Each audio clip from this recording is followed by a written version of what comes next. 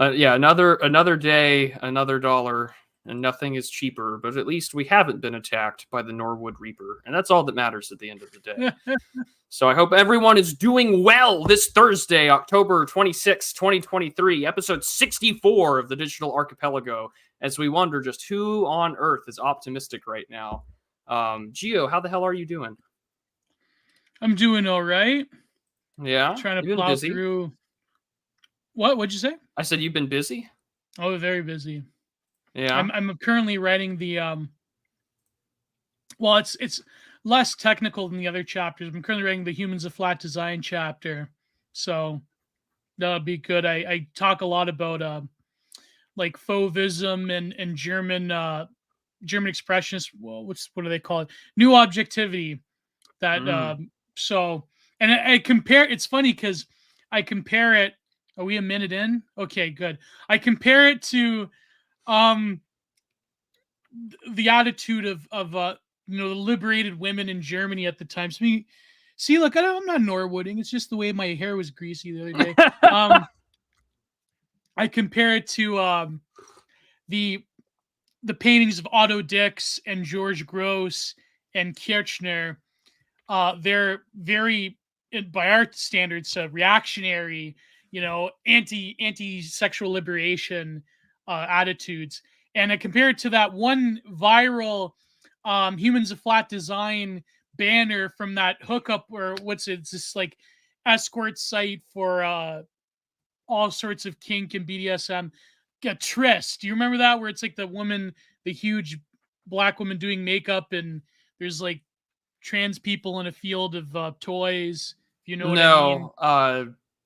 Kind of glad I don't know that one, Gio. Yeah, it was going viral. It's like this flat design, So I was comparing the two different, like how, sort of the exaggeration of features in German expressionism, went into later design trends, and how like instead of it being negative, now it's like a positive thing that like you can use these kitschy flat design humans to sort of create this like moral permissiveness towards all sorts of perversions. And it's but anyways, yeah, so I'm working hard on it. Hopefully I get it done by November. I mean, I promised middle of October, but the way these things go. So well, it is it's spooky season, so we've got a little skeleton frog here, courtesy of our dear friends at the Walton family. I'm gladly happy to announce the Digital Archipelago is sponsored by Walmart. Let's go places with great value. But no. Woke Dev asks if we saw Distributed stream last night. I saw it. It was fantastic. Is it good? Yeah, no. It had the best parts of Dave everywhere. It had the lovely bit of his youthful cursing frenetic energy before he was married. He has that sort of older Dave wisdom, and then it has, of course, a reference to 40K. And he's just like, I'm not, and he talks, he's like, I'm not calling out the Jews. I'm just calling them cringe. It was fantastic. Yeah. Dave, I mean, I notice even like Oren and Dave, they're more honest about things. But it's just like I think that I think that that is one white pill, is that the forces of history has Gio mentioned his CF yet? Not yet.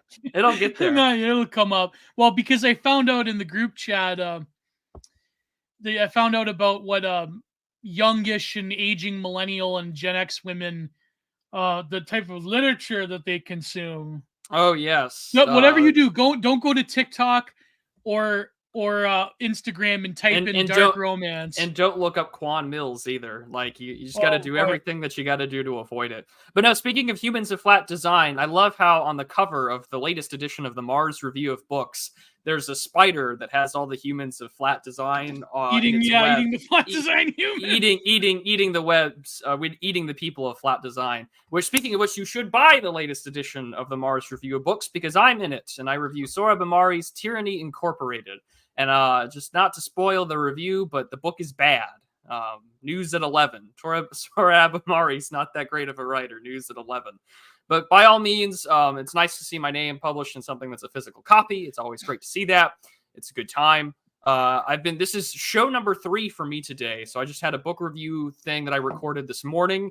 I did Last Things' his stream for his last picture show that he's got going on. I did that last week.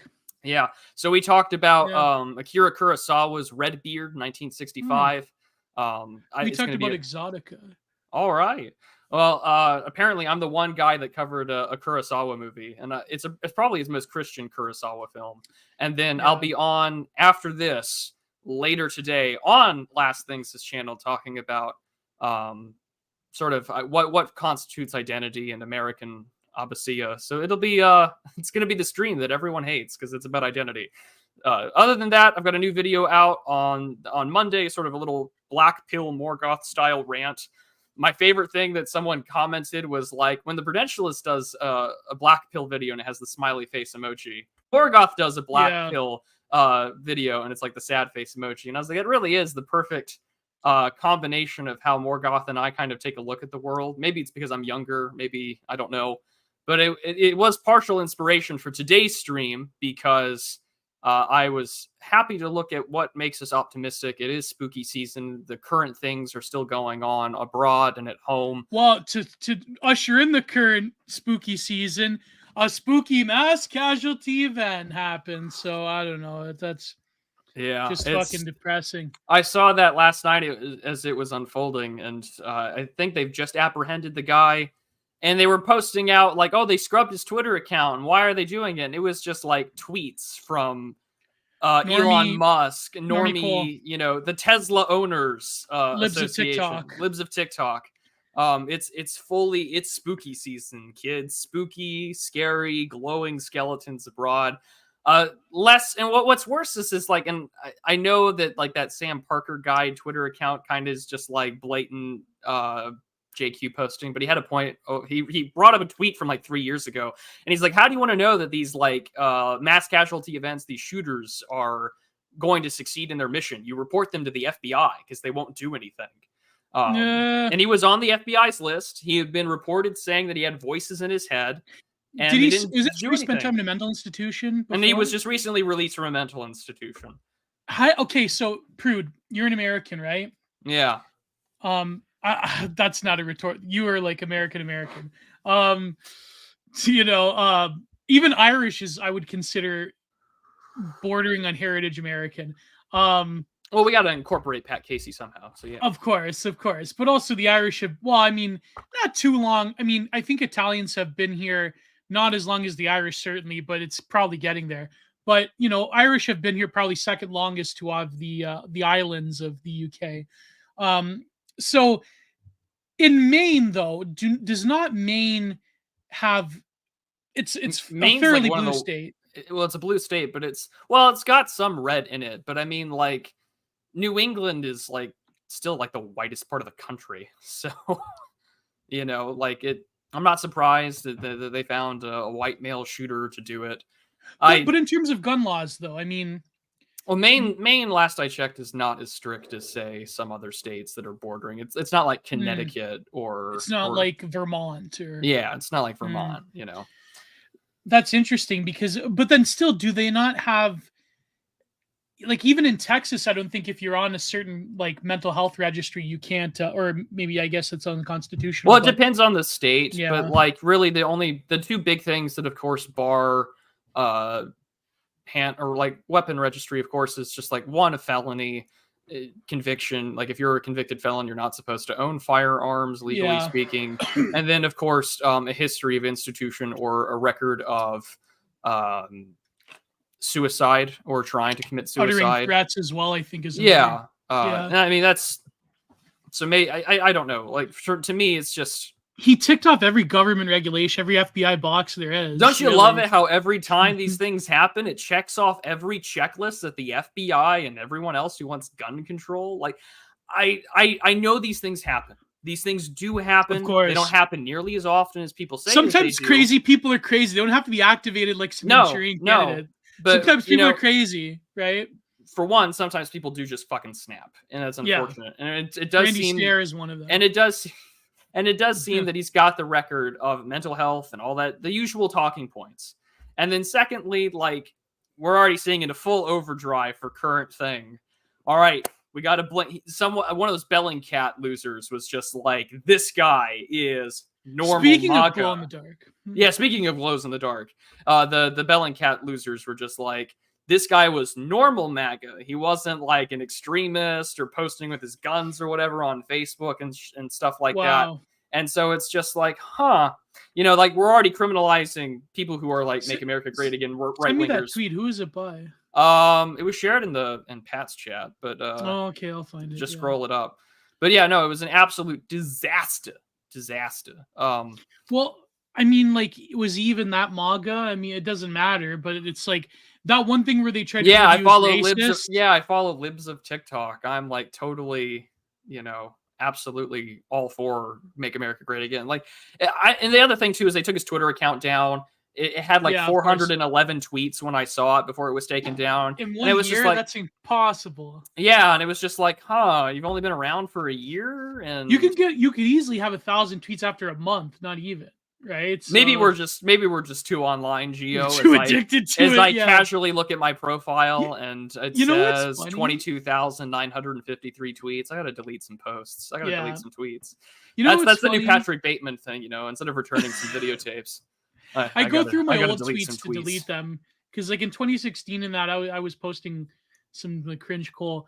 But no, what's funny is that a lot of these mass casualty people on the quote unquote far right, they're not even particularly that far right, in that the things that they cite that sort of like quote unquote radicalize them.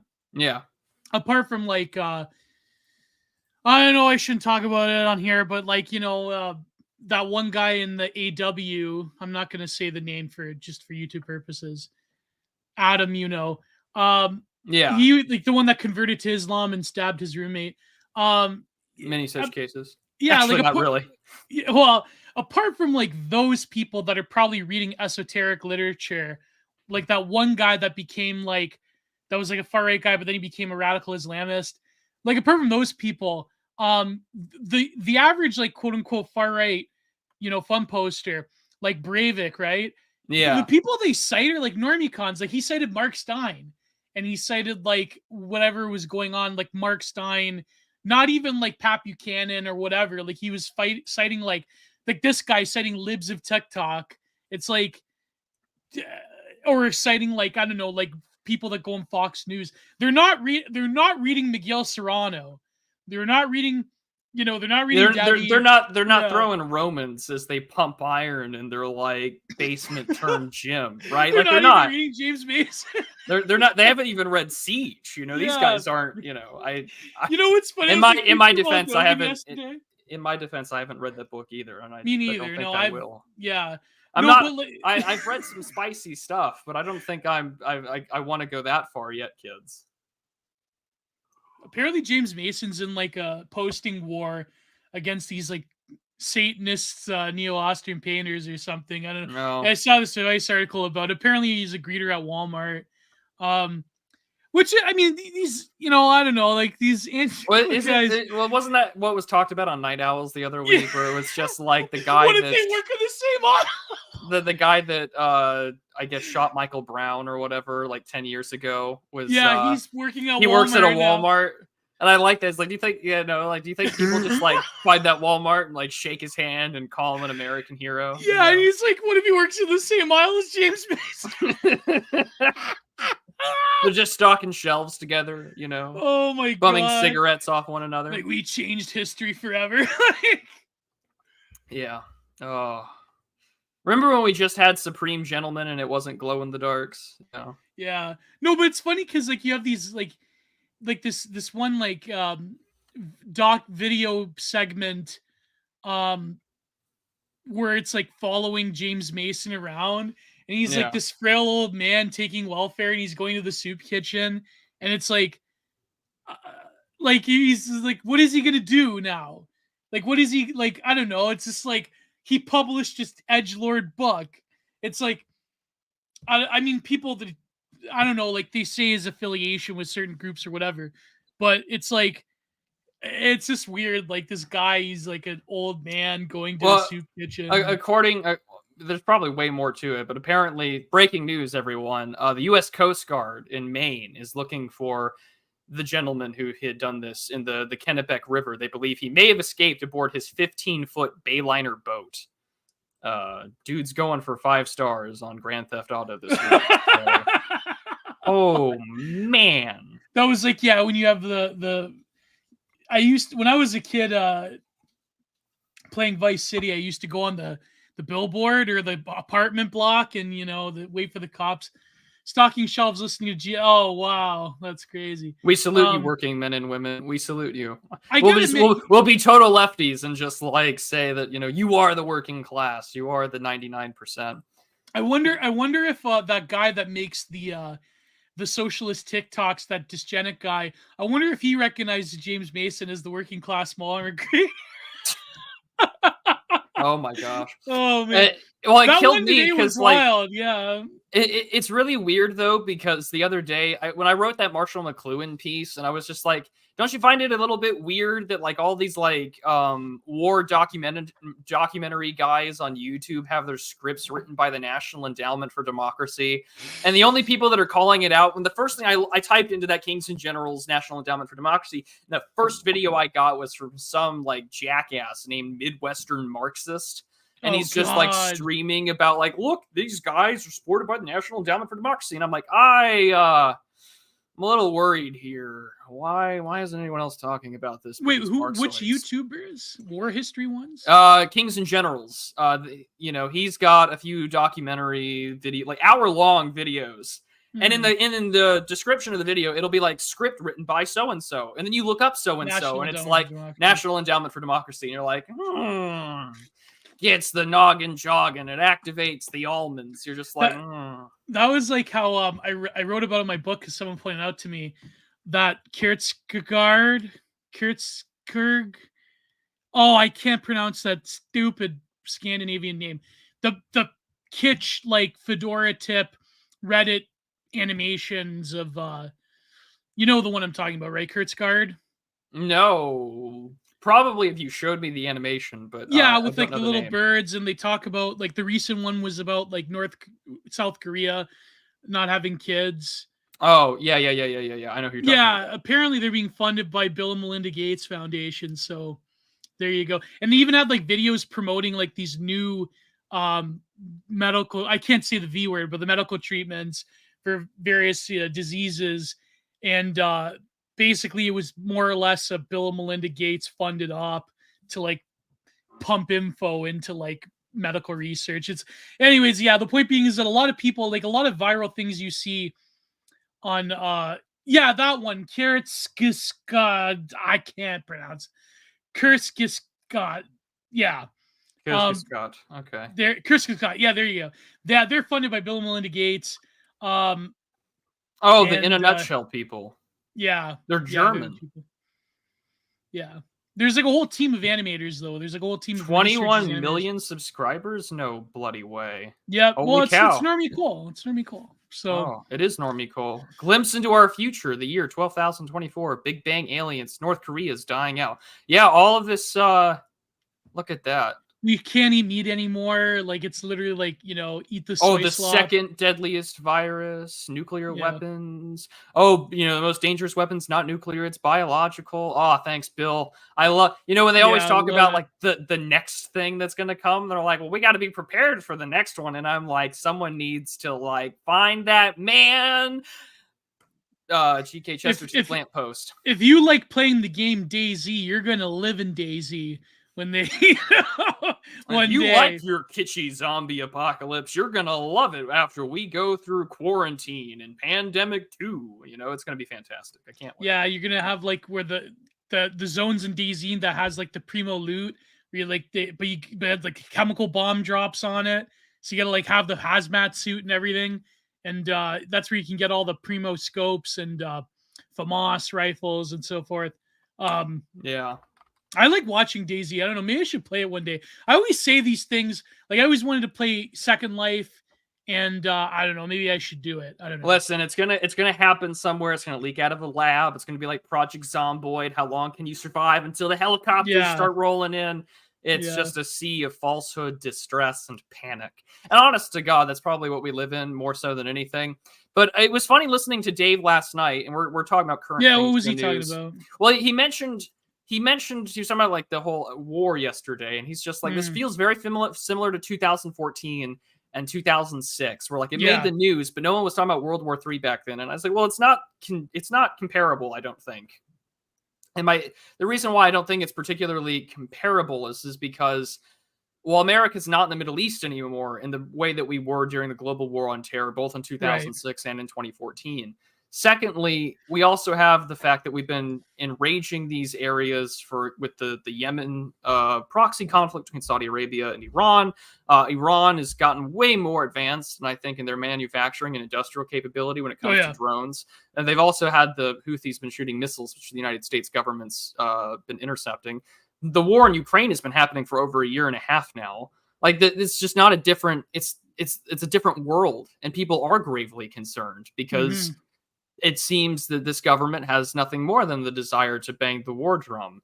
And I was just reading yesterday, and I'm going to review it tomorrow night with Charlemagne and Raging Mandrill and friends. Congress just put out their official report on the status of like Chinese military capabilities, their public report to Congress. It's like 212 pages. We're going to go through it, so check that out tomorrow. But it's just like, it's a totally different playing field than what it used to be. And now everyone is just concerned. And I'm not old enough to remember 2006 particularly well, but even in 2014, I remember 2006. Well, I mean, I wasn't paying attention to global events when I was like 12 years old. Yeah, but I was just starting to pay attention to global events. Yeah, but like 2014's kind of fight with Hezbollah, like no one thought that would be the end of the world. You know, I think that there's a reason though. There's a reason because of the whole. Can we say?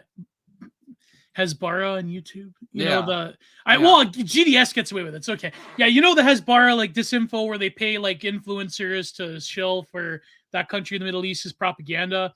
Well, that like basically IS. You say Israel on your channel, don't you, Prue? I mean, you need to just quit worrying so much about what you can and can't say. Okay, I'll just say Israel. Well, Israel, they pay a lot of propagandists to like and the tight control. You should. I know. I'm afraid that your book will age very quickly because of what you incorporate in your book. But have you seen those advertisements of like Hamas is redefining evil, and it's got all these like really shitty AI generated versions of like Voldemort and Adolf Hitler, I saw the Voldemort one, and the Saw clown. They're like, oh man, this is really bad, and they're like crying, and it's just like, woo. I think that there's a lot of theory. Marshall McLuhan's war is very apt these days. Yeah, I think there's a lot of theory in my book to like carry it through, but I think like there are some topical events. Like my one chapter starts off, the global airport chapter starts off with that Posobiec tweet, Agent Poso's tweet about Pizza Hut. If you remember that one. Oh yeah, where he's totally ripping off countercurrents. Yeah, exactly.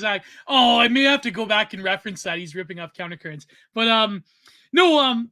so the Hezbollah everyone forgets that like Jack Posobiec, spook that he is, may he be deported back to Poland. That he was, 14. He born in Poland? I don't know, he's Polish. And like when that stray Ukrainian missile landed in Poland, he's just like let's go to war right now. Bloodlust now. And it's like that Psycho Jack pointing to the Article 5 from Poland, like Poland, like yeah. Article 5. Article 5. Failing her. I like it when he does the thumbs down because it's just like none of that anymore. X Israel now, X India now. Glory Club did my ex-wife. The ex-wife one. That one's great. She didn't lose like 5 kilograms. Like she's now my ex-wife now. You need that. You need that so much in your life. It's an absolute disaster. And I like how he was standing in front of like a cathedral in like Lisbon or something, and he's just like, neutrality is a heresy, and he's just like pointing to the church. And it works if I do that because I'm pointing straight to an icon of the Mother of God. But like, it's just like Jack Posobiec. Everyone sort of forgets that in the 2016 election, he was like 1488 posting. And was being like a total, just a total shit show. And so like now he's just like, I love it when lefties point it out. They're like, see, this guy used to be a right-wing extremist, a white nationalist. And it's just like, this Yeah. dude is like pro-USG most of the time. So, Yeah. just No, but glow harder. Glow harder. yeah. Glow No, what I harder. was gonna say is that I'm I want actually cancer. shocked. Glow harder. I want cancer glowing like the elephant's foot. No, but it's funny because I think that Israel, they still maintain a very tight control over their military operations and their information. And I think the reason that we didn't hear about 2014, let alone 2006, and with Hezbollah, is because basically the Israelis had a lot of casualties, and they realized that urban warfare was probably not worth it. And there was a lot of lessons for that time. But even still, like, I know that who was I listening to? I think it was it may have been Alexander McCoy, or it may have been someone else that said, well, the Israelis back in the 80s against Lebanon lost like thousands of people, right? But it's like as time goes on, Israel just has a very severe, almost like Russia in some ways, a severe trepidation towards casualties in war, which I mean is understandable considering their population and considering how, like, the one creepy aspect of it was that, like, post-mortem sperm collection. Did you see that one? That Remnant Yeah, Voter was posting about? Yeah. like I think it was like sperm retrieval team or whatever, Yeah. so they Yeah. can enjoy like the family line doesn't have to die, which is like Yeah. I wonder I guess I want some of the like HBD Jolly Heretic guys to tell me how dysgenic or pro eugenic that is, and then Mm-hmm. secondly, how weird that has to be to Yeah. know that like, oh, I was born after my dad died. That's a very Yeah. strange thing to Very consider. strange. And not like the normal way where like your old man goes off to war and he doesn't come back, or he No, dies he in an was killed accident. in war, and Yeah. somehow you're just the product of post-mortem Yeah. sperm. It's not like World War II where you impregnate some like German or British woman, and then that's how Eric Clapton was conceived. Did you know that? No, I His did not know Well, that. his old man didn't die. His old man was Canadian, and he had this relationship with a British woman, and he like never knew this man, that he never knew that his kid was Eric Clapton until like many years later, and so he grew up without a father. If I recall, that was the story. But to answer Philip Daniel, uh, followers of the prophet said, "War is deceit, and I have been made victorious with terror. I have been given the keys to all the cities." Well, I agree. Like, I mean, I know that the Wahhabist interpretation of those are very literal, but I know that a lot of Sufis and other people in different Islamic schools, they interpret that as a metaphorical thing of, listen, I know I'm lib posting when they used to like Islam, but, I know that, wow, that's crazy. I mean, again, the whole debate between the, Palestine and Israel. I saw this tweet today that was in the group chat by this Turkish woman living in Austria. So they have a lot of things to say about imperialism. A Turkish woman living in Austria has a lot of things to say about Oh, I colonialism, right? bet. I bet. Right? About like it was this woman, this like radical feminist, talking about how the various like, migrants, how they, I can't say it on YouTube, with white. Can't say I'm fond of them, No, but you can't say what they do to white women on YouTube, Oh right? You know yeah. Well, what the happens, right? ethnic grooming gangs that are Yeah, purposefully yeah. targeting white And British so women. this person, and of course with the bubonic, like westernized cadence of y'all, says that y'all don't get a say because we're gonna colonize you whether you like it or not. We're gonna like unite the world, because the whole argument is that as long as there's a global south, that there's no justice if there's a south and west divide, right? And it's like you're basically saying what leftists intend for mass immigration, Yeah. right? So that's the thing. May, as much as I'm towards the side of Palestine in terms of the physical reality of what these people are going through, not to excuse, of course, the actions of Hamas or anything, but I'm saying, like, in the West, though, the reality is that by and large, you have a lot of these like libtarded, immigrants that, pick up some like pop theory from bread tubers, because this woman's clearly a Zoomer. It's like they hate you. They hate your women, they hate you, and they hate your way of life, and they're fundamentally resentful. Now, that's not to say that you cannot point out the injustice of people that are in Palestine. Well, yeah. But, their Western fan people are not your friends. Well, every pet issue of progressivism by their interlocutors is just a word salad way of avoiding fuck white people. That's really what it is. Yeah, I know. That's why I think there's a lot of truth. Let me pull up the cap because I wanted to have a longer Telegram. By the way, go to my Telegram, telegram.com/Giant Productions. But I cut you off, but what were you saying?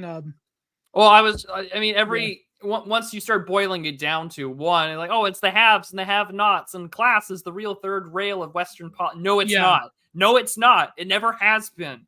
It never has been. So it's always been broken down to an ethnic issue. So this radfem called Elysian something, Genericuse name 800, is getting dogpiled by leftoids, saying that, not going to lie, seeing feminists from non-Western countries agree that Western women need to be against the deportation of migrants that end up actually assaulting them is mind-boggling. Who go after women and children. I'm not going to say the R word, but you know the R word. Yeah. Counts to be intersectional. And so this person, Marc's a psychopath, which is a fitting name. Marc's a psychopath. They all are, yeah. Is some Turkish woman. If you know about the Ottoman Empire, of course this person has a lot of things to say about colonialism, being a Turkish woman in Austria. Very historically fitting if you know about the Ottoman Empire. I'm so done with single-issue feminists. F all of you, y'all of you. You'll never feel peace as long as there is you will never find peace as long as there's a global north-south divide, because you can't stop immigration, and we will, and she's like Thomas 77 texting, you will turn our issues into your issues, whether you like it or not. The oasis you have built for yourself while turning the rest of the world into a desert is crumbling because you centered the West and Western women while consuming goods and services from the global South. By the way, that's a total lie, by the way. The whole the resource extraction thing. Why is there F in the chat? Yeah, Lewis, give us a reason why. But no, so yeah, when they say y'all, it's like... I hate the fact that y'all has been... Yeah. Oh, it froze 3 times, so that's not good. Okay, sorry. I'll have to check the replay. But it really does irritate me where they're just like, I hate the appropriation of y'all. Y'all shitlibs don't get the right to take that word from us. Yeah. It's our word. It's our word. You can have everything else in the global south, whatever words in Arabic or some other clicking noise. Y'all is my word. But what does this person interpret as... Okay, it's sort of like the whole big deal is that, like, listen, you can be a single issue feminist all you want, but unfortunately, because of immigration, any issue that I have as a brown person, it's going to apply to you white single issue femoids. So it's just a complete fuck up. Well, I mean, it's not even a fuck up. It's just a complete ethnic revenge fantasy. Right. Like, listen, you're stuck with us. You worship this whole privilege thing. You wish to supplicate yourselves. Your god is suicide. Then like, why not? That's going to be the case that it is. And I mean, like, I guess because it's more mask off that the Marxoids are like pouncing out on this woman. Like the Cattle Decap song, Dead Set on Suicide. Dead Set on Demographic Suicide. No, but like, the point being is that, do you interpret a quote unquote like non-violent sharing of the reason? No, you don't. You interpret like mass immigration, looting and pillaging, and Haitian revolutioning every single Westerner, and you're going to what? You're going to parade over the ashes? Because that's the way that wealth creation works, okay? As soon as you destroy a deposit or source of prosperity or wealth or beauty or, functionality of a civilization, it's like you're not going to rebuild anything from the ashes, okay? I'm sorry. It took people to rebuild at the decline and fall of the Roman Empire. I'm barring the East. I mean the West. It took them, 200 years or so? 500 years? Right? And it was only because the Catholic Church and in the Orthodox Church in the East preserved that knowledge that you have the ability to rebuild, okay? And you can make any cope you want about like, well, what about... And yeah, there were some Islamic scholars that did, retain a lot of the knowledge. There's Al-Ghazali and other ones.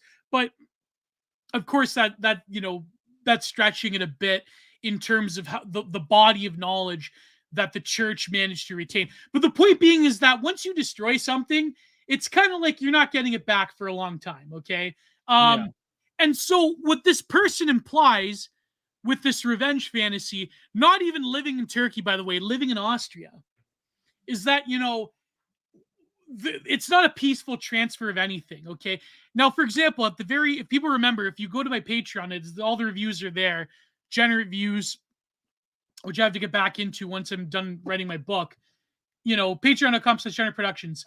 At the end of Necropolitics, Mbembe talked about the repopulating of the earth after the, colonialism and after this sort of like messianic reconciliation of the injustices of history and all that.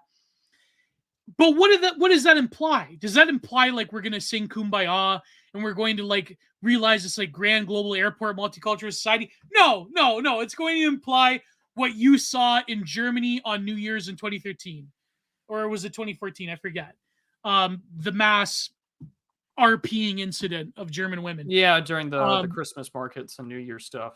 And the reality is that a lot of these like intersectional left-wingers, especially if you come from these groups, of course you're going to excuse the assault of white women. Of course you are.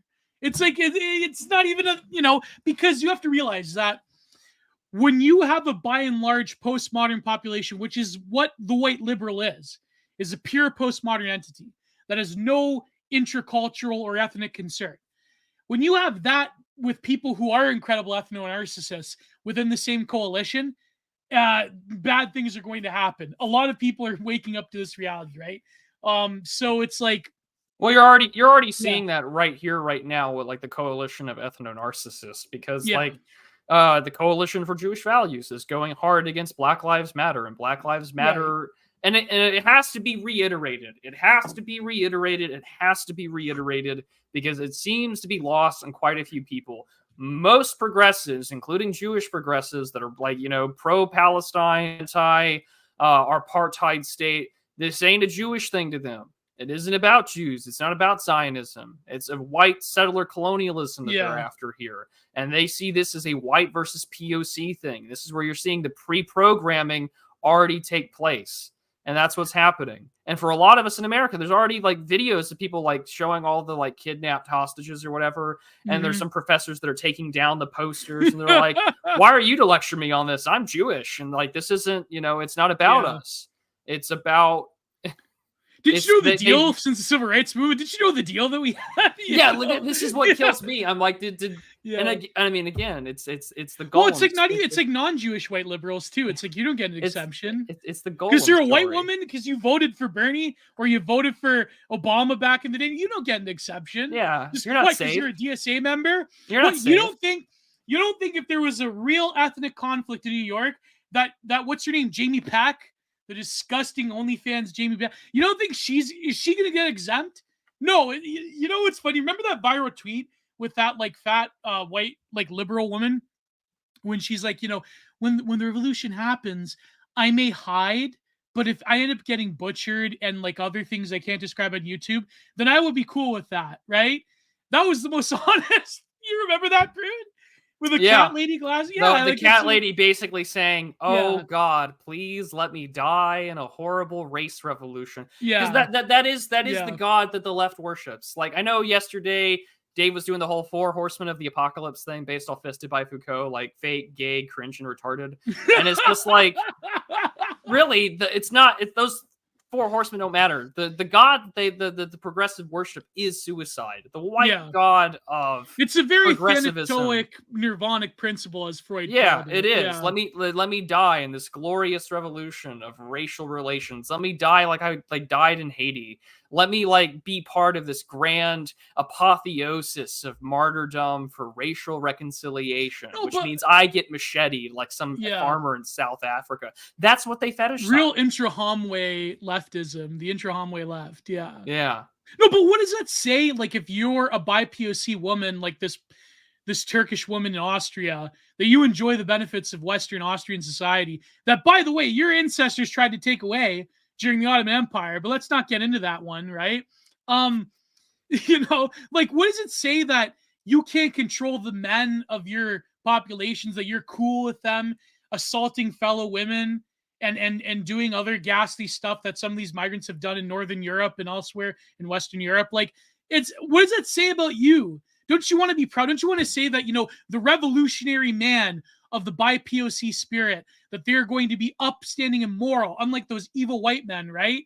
It's like, no, you're like excusing horror because you have this like ethnic revenge fantasy that, if you want to know what your ancestors in the Ottoman Empire were doing to populations in Africa and in Europe, I'm sorry, okay? Like, open up a fucking history book that isn't some like bread tuber nonsense. It's like, it's incredible. Like, it's nobody's hands are clean in any of this. And it's like, I just think like the fact that they're being honest about it is really quite something else. I mean, if you want to know why there's not a huge amount of African people that have ancestry within the Middle East when they had like a huge slave trade, like I know, like, listen, a lot of this stuff is just like, countercurrents, TRS talking points from 2014, but it's like, it's old coal, it's old true coal, right? Okay, but it's true. It's true. If you want to talk about the Ottoman Empire and what they did in Europe, if you want to talk about colonialism, and if you want to talk about like British colonialism versus the Ottoman colonialism, fine, go ahead. But it's because the British did a fair bit of ethnic cleansing as well, which I'm not excusing. But it's like, no, exactly. Yeah, it's like Howard Zinn version of history. There you go. Thank you, Javier Olivia. Like, it's Howard Zinn version of history. And it's like, what would Howard Zinn say in the People's History of the Untold People's What would Oliver Stone say? It's like, they'd be making. I mean, does Oliver Stone still make shitty documentaries? Like, what does he do these days? Some of his stuff's all right. Like, I mean, in terms of the documentary stuff, but I mean, didn't he make? What was his recent film? Didn't he make? I don't know. I don't pay attention to these people. Maybe like, these people don't. These people don't live rent free in my heads. Yeah. The only person who I remotely pay attention to that's like a defender of liberalism is Francis Fukuyama. I still read that guy because he's sometimes interesting. But that's about it. But that goblin guy that does the TikToks that works for Nike, there was like libtards, like there was that one guy. Oh, because every leftoid is like every election is the most important election ever. You saw that? That's where I commented on it. Yeah. Where they're like, did you know that all the liberals, the blue waivers, were correct because Trump ushered in fascism in the courts and they got rid of Roe versus Wade? It's like, bro, are you serious? That's fascism. And then there's that other I want the trains to run on time. That's fascism. There's an like unironic lib YouTuber that had Nate Talks to You that had this meme from SpongeBob about like was Trump a fascist? Yeah. And Patrick's like, yes. Was Trump voted out in 2020? Yes. That means voting works. It's like, okay, first of all, I don't know how much we could say on YouTube about 2020, but let's avoid this topic. It's just like, yeah, prune anxiety. It's like, what? Like, are you? So let's see. Just bring me that Indian guy from the Pacific Northwest that says the people are retarded or whatever. Yeah, like that's Osho. Yeah, just like that's what this is. And so, like, has there numerically been less abortions in America after Roe versus Wade was quote unquote overturned? Do we have the data on that? I actually don't know the answer to that question. I'd have to look it up. Yeah. But yeah, Andy, this is the modern politics, exactly. Yeah. Normie logic, right? Yeah, absolutely. No, because you have this socialist, this radical liberal who works for Nike, by the way, pretending to be a socialist or a Marxist, and you have a neoliberal pretending to be a rad lib arguing with each other over how more evil the right wing is. It's like, this is what politics is nowadays. Well, it's all I think our friend Catherine had a very good point where it's all theater kids all the way down. It's theater kids, exactly. I mean, there's theater kids on the right, see Dickie Spencer singing Depeche Mode, and then you've got theater kids on the left, see that like weird mystery meat loser from what's the word I'm looking for? The Nike commercial. The Nike guy, Yeah, he's a Nike marketing executive, and that guy, he's got such a, like, I mean, listen, I'm no theater perfect, kids with guns. I mean, no. that's perfect, Javier, because that's literally what it is. Yeah. And I mean, fasc just means evil. It's not a serious term anymore. No, that was the exact point Yeah, that Paul 100%. Gottfried made in his book, Anti-Fascism, A Course for Crusade, Yeah. is that fascism today is literally anything that is meant to be anti-progressive. Fashionism. Yeah, well, fascism is what it is. We need, well, you know, it's funny because that's what Susan Sontag wrote about in her essay, Fascinating Fascism, how like beauty is evil and fascist. And like there's that, you know, in the fashion world. And you know what's funny is that she predicted the Dime Square people, like the fashion show Dime Square people. But anyways, you have to read my book. I talk about it. So, you know, I won't give everything away. No, but yeah, exactly, Kate. It's just like racism. It's just evil for libtards. It's just evil yeah. for libtards. So true. I mean, Yeah, like exactly. that's your definition. It's just implying the default isn't one herself. Oh, bro, I'm one. We all are. That's the thing. We all are. The man. moment that you decide to do this, I'm the an moment actual you turn the camera, artist. the moment you turn the camera on, the moment you decide to record, the moment you become a personality, you step onto a stage. It's not the global village. It is the global stage house. It is the Globe Theater on the internet. And now you are screaming, performing your piece to millions of people into a void, praying to God that someone in the audience who's also screaming right back at you somehow listens. Are there too many theater kids right now out in the world doing their shit? Oh, absolutely. Are we contributing to the problem? Probably. Are we going to stop doing it? Probably not. Probably not. Yeah. Are we grifting? Probably. I would never call it that. Well, no, of course not. Of course not. We're providing actual value in the world. We're not grifters, you know. I offer, you know, wares and things that are of worthwhile. Get your mugs now. And thank you to Representative. No, it was Mike of Pole. It was Mike of Pole that had we spotted one of the Digital Archipelago shirts out in the wild. So there you go. There you go. Activism is performance art. It's all performance art. It all is. You know what, Kate? Let's go really postmodern. It's all performance art. We're all on the stage. You know what Kate should buy for her kids? I'm assuming she has small children because I think she's the same age as us. I keep seeing this advertisement on Twitter for like this train that sets up dominoes, but it's like a magdom. It's like a literal magazine. Oh, the little self-propelling. It's like the over, like the British rifle, where it's like the over-under magazine. Yeah. It's teach your kids how to magdump, ladies and gentlemen. It can save your life one day. Learn how to magdump. You know, it'll be great. But it's like dominoes, like rolling. I guess it's fun, but like, I find it funny that like, I guess some like leftoid could write a think piece article about how like Americans teach your children to load guns from the earliest of ages, because like, you know, like kids, like even when I was a little kid, you remember like finding like a random stick that looks like well, I mean, even looks putting like a string there. Even putting in batteries will make you feel like you're loading 100%. A firearm, or putting in a like a ion lithium battery battery into the bottom of your There's drill. A guy on YouTube that does everything tactical, where it's like different. Yeah, like all the reloading. Whatever. Comrade something, I think is his name or whatever. But like, he does all the like weird little first person shooter animations, and it's just like, it feels cool. Sorry, kids. Guns are cool, and the first rule is to have fun, and then the second rule is to never, always aim down range or down, and make sure you don't point it at anybody. Always treat a gun that's loaded. But the first rule is to have fun. First rule is to have fun.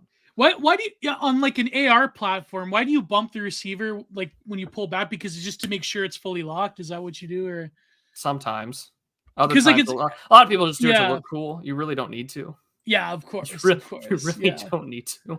But hey, I guess I'm not going to stop you from looking cool. This is part of the game. But safety's third. And never, sticks in the shape of weapons are so based. I mean, like, hello, isn't it great to find like a stick that has like the perfect curvature on the side to look like it's a hilt? And you got a sword. Oh, shit's so cool.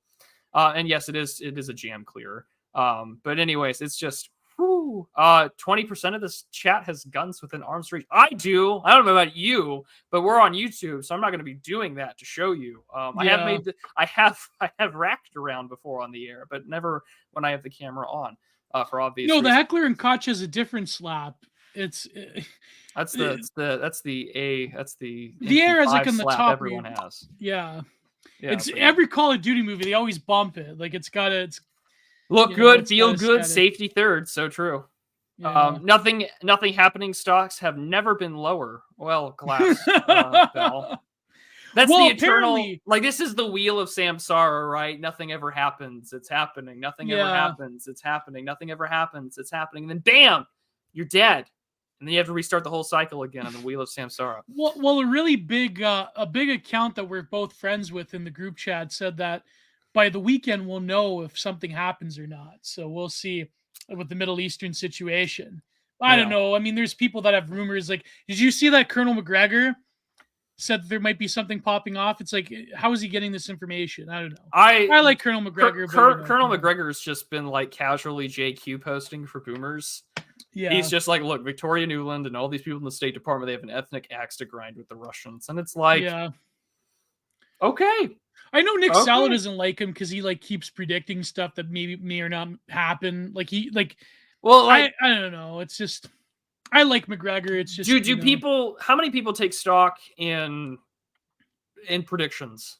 This month the U Corps are gonna collapse. You know, the AFU is gonna collapse. Yeah, it's like I don't Leo, I'm trying not to say those words anymore. People apparently don't like it when I say the word kids, so it's just I'm throwing that out. That's out of my I don't lingo. know why. I like when you say it. Well, we answer to the wonderful people that give us super chats, Gio. We listen. You're spiritually an old man. I am a spiritual boomer. Yes, I am.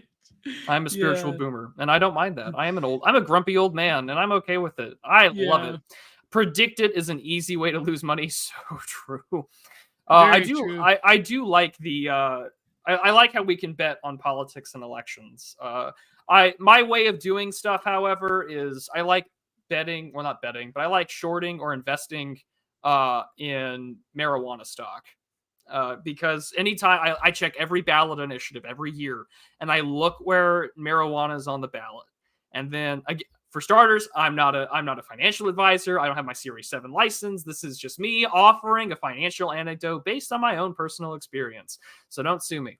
But anyways, I like to check where it's going to be on the ballot. And then I see the likelihood of the ballot initiative passing or failing. For instance, I got Ohio's marijuana ballot initiative correct, and I made like $700 just by investing in a couple of shorting some marijuana penny stocks and making some money that way because the ballot initiative failed. I also lost out on betting on whether or not it was going to happen in Oklahoma because I really thought Oklahoma was going to say no, and now there's a fucking dispensary everywhere you go off in US 30 I-35 going up to Oklahoma City. You're like, what the hell is this? It's an absolute disaster. Here's what you do though, because I'm Canadian, so I have the benefit of hindsight. Invest in the beginning of the initiative for weed, but then pull out a month after, because those stocks would drop like rocks. Because what happened in Canada is that every stoner who had a business degree, they thought that they're going to like make it big, like it's a gold, like a green gold mine.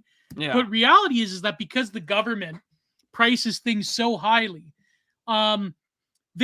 those dispensaries and all that, they're barely scraping by. So it's like because people prefer to buy illegal weed anyways because it's cheaper. And it's like buy the rumors, sell the news. That's a really good point. Exactly. Yeah. So I would get out of marijuana as soon as it passes because those stocks ain't getting any higher because people. Oh, no one can understate this. Like cannabis stocks were hyped more than crypto in 20. Oh, especially in Canada. This is true. Canadian, like if you could put money into it, people invested like crazy. It was nuts. Yeah, no, absolutely true. Yeah, stoners with business degrees. Well, that's quite a few people with business degrees that I know. You know, what happened to Bitcoin the big smoke. Didn't Bitcoin like jump up real quick and then I don't invest in crypto. My money is in commodities and metals. So my stuff is in like copper and I don't have the numbers mind to invest in crypto. I don't know. Yeah. How do they do it? Like do you just keep like blindly hedging your bet on certain shitcoins, or how does that work? I don't know. I hedge my bet on geopolitical events, and I've been doing great so far. Yeah. Do you think something's going to pop off this weekend? Are they going to go in? I invest in myself. There I you care go. about myself. I'm like Emma Watson. I'm self-partnered. Whoa. Does Emma Watson, did she get married to have kids or no?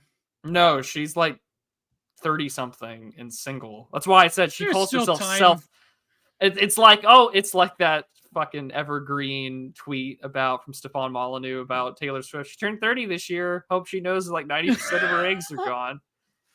I wish that guy would just Molly meme. Molly, I know you're not listening, but I loved you and you're still a great guy. But I'm begging you, swallow your fucking pride. Your Twitter account is back. Just start tweeting again. It's okay. I don't know. Okay. A woman in her 30s could still have kids. You know, just take progesterone. Yeah. That's what Emma Watson. You gotta be peaty about it. You gotta be peaty about it. Yeah. Emma Watson could have children. She just needs to start peating. No man, I think no man would ever be good enough for her because her demographic would like grew up on jerking off to her, you know, when they were older, and they were younger. So it's like you can't. I really liked you. Like, could you imagine that conversation? Like, I'm sure Daniel Radcliffe and them get it all the time. They're like, yeah, like you were my awakening when I was 12 years old. Like, get the fuck away from me. I was gooning to Harry Potter.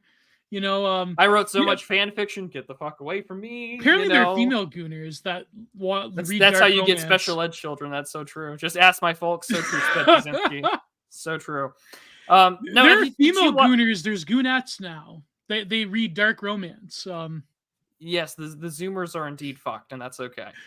We're all a little fucked up. Whether you've quit it or you're addicted to it. You've been exposed to it, and you know, I would push back because who said it in the chat? Tomb of Arminius. I would push back on that because I think RFH did have a good point about how it's not like that men care if you have a degree, but men do care if a woman is competent and isn't stupid. Because you don't want like this trad fantasy of like, I want my like, you know, borderline, like low functioning IQ trad wife with, you know, big tits or whatever. Like if you want to have... She was being... Every person on the internet argues with some imaginary straw man and decides to go to war with that straw man. And so she's like, these trads think that 40-year-olds are going to just bang 18-year-olds and have their trad wives. And like, who the fuck thinks that? No one thinks that. No one seriously thinks some 40-year-old is going to pick up straight out of high school some Foyd and is going to like start... You know, it's not. It's not. And I'm tired. The discourse machine is the straw man stabbing machine, like it's Don Quixote. We're all charging at windmills. We're all charging at straw men, and it's just we're done. Like, yes, you want people that are roughly the same age. You want someone to have, more importantly, above all things, similar values. Can you wake up and tolerate her face? Can you wake up and be happy with her? And does she have the similar values to you so that one day, if you decide to say convert to Christianity or decide to have kids and raise them, 100%. Homeschool them, she's not going to kill you because you have a differing opinion. But lo and behold, here we are. It's you don't want a doormat for a wife, but you also don't want someone who's values, beliefs, and first principles are antithetical to yours. That's a relationship doomed to fall. But my point being is that like you don't want someone who's dumb either. Like if you want to, you know, live together and have a family and talk with her, and you don't want like this whole thing about like you want someone who isn't stupid, you know, and you don't want someone who like competes with you intellectually either, but you don't want someone who's stupid. Like, you know what I mean? I guess it would just depend on what. I mean, Mama J. Well, no. I meant with the intellectual competition thing. Like, what are you intellectually competing with? You know. Well, I've seen some relationships who are like that. You know what I've seen that with professionals, like people who are both lawyers or something like that. I've seen that. Oh yeah. I don't know how that stuff works out in the end, but like you don't want someone who's like trying to like top you. I mean, This is why, again, this goes back to the same issue with like when women make more money than men. Like there's that just perennial unhappiness and the economic insecurity and emasculation that comes with it. Like, oh, my man doesn't make as much as I do. And I'm like, well, you know, you're part of a system that benefits that. And at the same time, you know, either A, poor choice in men, or B, you know, you're also emasculating him and you don't want to acknowledge it. And then you get the ick and then you dump him because you don't think he's high value enough. And then the cycle perpetuates itself. And then, like I said in my video on Monday, this long sort of like black pilling rant about like, we're in sort of this bottleneck. Yeah, I watched that. The bottleneck. I do black pill videos on occasion, kids, but I just try not to, and I said it again. But anyways, I try not to be black pilled about it, because I think there is that desire for, you have to have the willpower to do it. Like, yeah, there are a lot of these environments and factors that are brought in by the government and by globalization and immigration. You're going to have to survive. It's adapt or die. This is the part where Red Hawk and I really do agree on, despite our two different, like, diverging lives in some ways. It's just like, it is sort of an adaptation. Well, what do you mean? I mean, you were a bit of a player back in the day. I mean, I was, and I mean, like, it's great. But at the same time, I didn't settle down. Yeah. I mean, I didn't follow any advice. I'm still not married, and I still don't have children. And well, Red Hawk isn't married though. No, and Red Hawk still enjoys himself and goes out and does what he does. But I mean, at the end of the day, he and I have the same goal, which is to one day settle down and get married. Oh, of course. The thing that I do agree with him on is that, like, frame, having good game, being able to talk to people, like, literally, do not have the spaghetti coming out of your pockets. Don't be a socially autistic moron. I'm trying really hard not to say retard, but I'm going to say it anyway. Yeah. Don't be a socially, asocial retard. Inept. Yeah. Like the meme of, like, the Norwooding guy angrily typing on his computer, I'm like saving myself from my virgin trad wife or whatever. And then, like, the girls in the wheat fields or whatever, just like, if only I had an asocial internet schizoid. Married. Like, there's everyone hates stereotypes because there's always a grain of truth in them. There is a grain of truth to them. And otherwise we wouldn't get mad at them. That's what kind of makes that's what makes that Mel Brooks movie such a fucking classic. That's why Blazing Saddles is so funny. Yeah, but I think there's a way to overcome the income gap, though. If your girl makes more than you got to grind harder. Well, that too, but I mean, like, even monetarily, like, you have to be someone who is either of a higher status or of a worth in another way. Like, this is why artists can be dirt poor, but yet bag pretty decent women. You got to do that too. They have the ability to depict women as, an immortal archetype of femininity. So that's very powerful compared to just making more money than her. So, but also more importantly, since there are 242 of you listening, maybe we're not the best people to take advice from. Probably not. See, this is why I can't do shit with the camera on, because then the theater kid comes out, and this is why it's awful.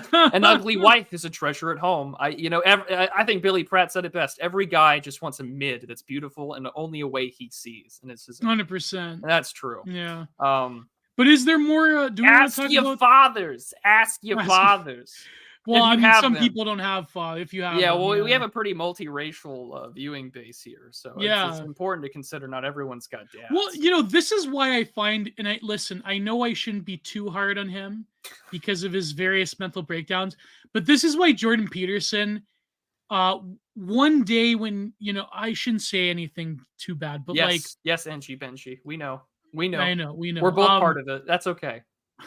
But, like, this is why Jordan Peterson is such a disgusting hypocrite, and really, I think, will spiritually have a chain on his soul, because he abandoned the young men that he was the daddy to, and he cast scorn on them. You abdicated the role of patriarch.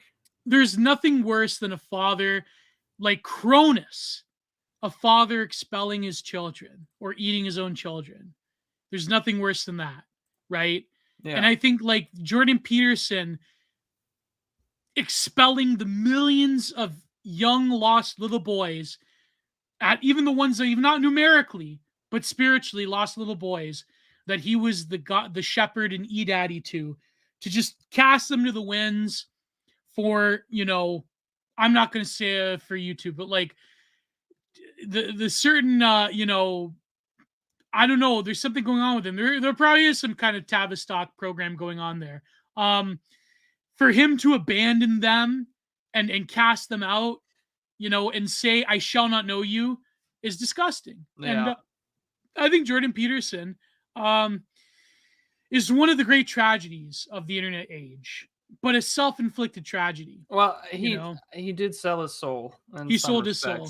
Yeah. And I do, and I, honest to God, regardless of whatever you think of Peterson or Jonathan Pajot, I think Pajot has tried really, really hard to save his soul. Yes. And there is something very admirable about that. I mean, Pajot has talked with him multiple times. He's exposed him to a a pathway towards salvation. Mhm. I mean, Jonathan Pajot even took he took him to Mount Athos, one of the holiest places on God's green earth, the garden of the Mother of God. And no, he is still, he's broken, and there's a great tragedy to that. But at the end of People the day, say he's going to convert to that other Semitic religion soon, but you never know. Well, right? you know, if he does that, then it's over. You know, if you want to serve the synagogue of Satan, so be it. But yeah, I mean, I liked this. It's just like Jordan Peterson. You know what you do? He's gonna be on the borderline of tears. Yeah. Take him up and shake her hand. Go to a malt shop, Bucko, and bring roses, and she'll be yours. Are there malt shops anymore? Does anyone do that? Like, I know there's a place, I think, in Dallas that does that, where it's like old fashioned like soda machines and stuff, and it's got kind of like a 1950s vibe. But that shit's gone. It's as a bygone like niche novelty as like medieval times. No one does it. You know, when I was a kid, I went to medieval times. I've never been there. I've never been. I have a friend. I have a friend of mine that like his mom took him to one to like give him shit because he was like 30, and they like made him go through the whole kids deal and whatever, and he's just like, my mother's embarrassed me in front of all these people and they're like parents and children, and I was just like, dude, I don't know how you didn't kill yourself after that. But like, what did she do? Like, they had him call up his name to get knighted and whatever, all the shit for the kids, and he's like 30 years old, and it's like, oh man, I would have just died. I would have taken like the nearest fork and stabbed my jugular vein. God, that's incredible. That's incredible. Just like, whoo! I would have just killed myself right. When I was a kid, I went to medieval times in Toronto with the school, and that's crazy, man. You know what's funny is that they actually have they have like the torture room where you get to like see all the medieval torture devices. There's I think it's the what city is it? I've been to it. I'm gonna look it up. You know what's funny? But yeah, go ahead. No, because it's funny. In Germany. Rothenburg. Rothenburg. Yeah, the medieval crime and torture museum. I've been there. It's a great place. 15-year-old me was just like, whoa, this is fucked. It was great. They have a big metal festival there too, I think. Yeah, they also do. They also like do. They all go out for Halloween. Like, I know it's an Americanized thing, but the Germans just crank it up to 11. Like, I did a Halloween 5K with my dad when I was like 12 years old, living over there at like Frankenstein's castle. That place was decked out in the most gory, satanic shit ever. And it was just like, I am in some Nordic death metal album. You know, it was nuts. And it was a great place to. Well, the big festival is Autisticus has got it right. You know, it sounds like a great place to take the art hose. You know. Oh yeah. This is the one place that you can scare the hose, is you take them to the medieval torture museum in Rothenburg, Germany. Yeah, the big festival is Wacken in Germany. But no, it's funny because tonight I just reminded it's funny that we're doing Digital Archipelago because like tonight it's going to be Texas versus Ontario. The Maple Leafs are there in Dallas playing the Dallas Stars. So I like both teams. I'm kind of, I don't know. I hope at least Dallas gets one goal so you could hear "Puck Off" by Pantera. But that's funny. But I'm more excited for the World Series, to be perfectly honest. I want the World Series. I want the Texas Rangers to win. One cares. Sorry, Arizona, but I want the Texas Rangers to get I want them to win the World Series. It's not scaring the hose. It's my true crime podcast. That's right. Now, like, please come into the back of my car. There's rope and roses there. I promise. Yeah. So you went there in Germany. Yeah, that's crazy. Yeah, I lived there for like a decade. Yeah. It was great. I grew up. Did you go to that one city where the trains are like underneath? That's great. They had that since like the 30s. Did you see that? No, I wouldn't. It's like the trains, the rail is reversed. Instead of below, it's like above, and like the trains like dangle throughout the city. I forget which city in Germany that is. Did you go to all the? You went to all the World War II stuff, right? You went. Oh, I mean, yeah, we went to all the World War II stuff. The ones they didn't blow up with the German. Well, I went to Normandy. I went to the Eagle's Nest. You saw all that cool stuff. I was really more interested in the World War I museums. But my favorite museum of all time is still the Rome Museum in Cologne, because I just thought it was a really beautiful place to go. From one right next to the Rome Museum is the Cologne Roman Catholic Cathedral. And it's this tall, Gothic, beautiful piece of architecture that survived the bombings of World War II. They still have services there. It's still beautiful. And then right next to it is ancient Rome. This glorious empire, and the empire that came after it of Christendom. And you're just like, this is, as an American, it makes you really appreciate how young your people, your country is. And it makes you realize that, like, maybe one day we can have something as grand, and it makes you optimistic for the future. And that's always a weird thing to It'll be the Bass Pro Shop pyramid. Oh man, I can't wait. I can't wait for Fallout, to finally happen, be a reality, and there's going to be a cult to happen right there in front of the Bass Pro Shop pyramid. They're going to sacrifice, we sacrifice the weak at the altar. The white pharaoh next to the pyramid. The white pharaoh next to the Bass Pro Shop. And he's got his reflective sunglasses on. He's got like a white ball cap that says, like, women fear me, fish want me. And he's got like the ceremonial Gerber knife, and he's about to like come down on the top of the heart of some libtard that they like capture in a raid. Blue-haired. And it's just like, another 1,000 years of good harvest. Chris Chan gets sacrificed. Oh man! Oh, it'll be a great time. It's just it'll be wonderful. There will be like the Civil War in America, and you have to defend Buc-ee's. Like it'll be like that one Call of Duty where it's like you're defending the. You gotta Ramirez defend the Burger Town. It's just like Burger Town. Ramirez defend the Buc-ee's, and then afterwards we're gonna deport you. It'll be great. Yeah, it'll be like the mestizo. You feed them as chum to the great fish, because inside every Bass Pro Shop they have those like large little aquarium type deals that you can put them in there, and he shall be chum to satisfy the altars of the old gods of the Bass Pro Shop, and some blue-haired libtard gets like thrown in there as chum, and like for some reason there's a great white shark inside the Bass Pro Shop aquarium. They throw him in the snake pit. It'll be great. It'll be great. Just throw millions must buck. Millions must buck. Cabela's RIP. Oh, Cabela's is done? We're just talking about Bass Pro Shop. Cabela's is still around. Gander Mountain, Dick's Sport. Oh, they all suck, because like there was that big wave of like gun control, like 2014. And it was like Dick's is like no longer selling assault weapons. And it's just like, yeah, these guys lost the dick, didn't they? It's just whatever. I can still buy guns where I need to, and that's kind of what matters. But you can't buy guns at Bass Pro Shop anymore? Well, I think what I mean is that like Dick's and a few other places you can't buy like AR platforms. Oh, okay, yeah, that's stupid, man. Yeah, because like a sniper, a 300 Win Mag is probably going to kill you more effectively than an AR platform, and it's like, well, I don't know. I mean, I guess, but like if you get hit by a bullet. It's, at any speed, it's going to hurt. And if it doesn't matter if it's a 223 or just 300 blackout, you're still going to probably die, Gio. It's like when libtards talk about like, oh, I fired an AR-15 and it was just so traumatizing. And it's just like, no, it wasn't. Little tap on the shoulder.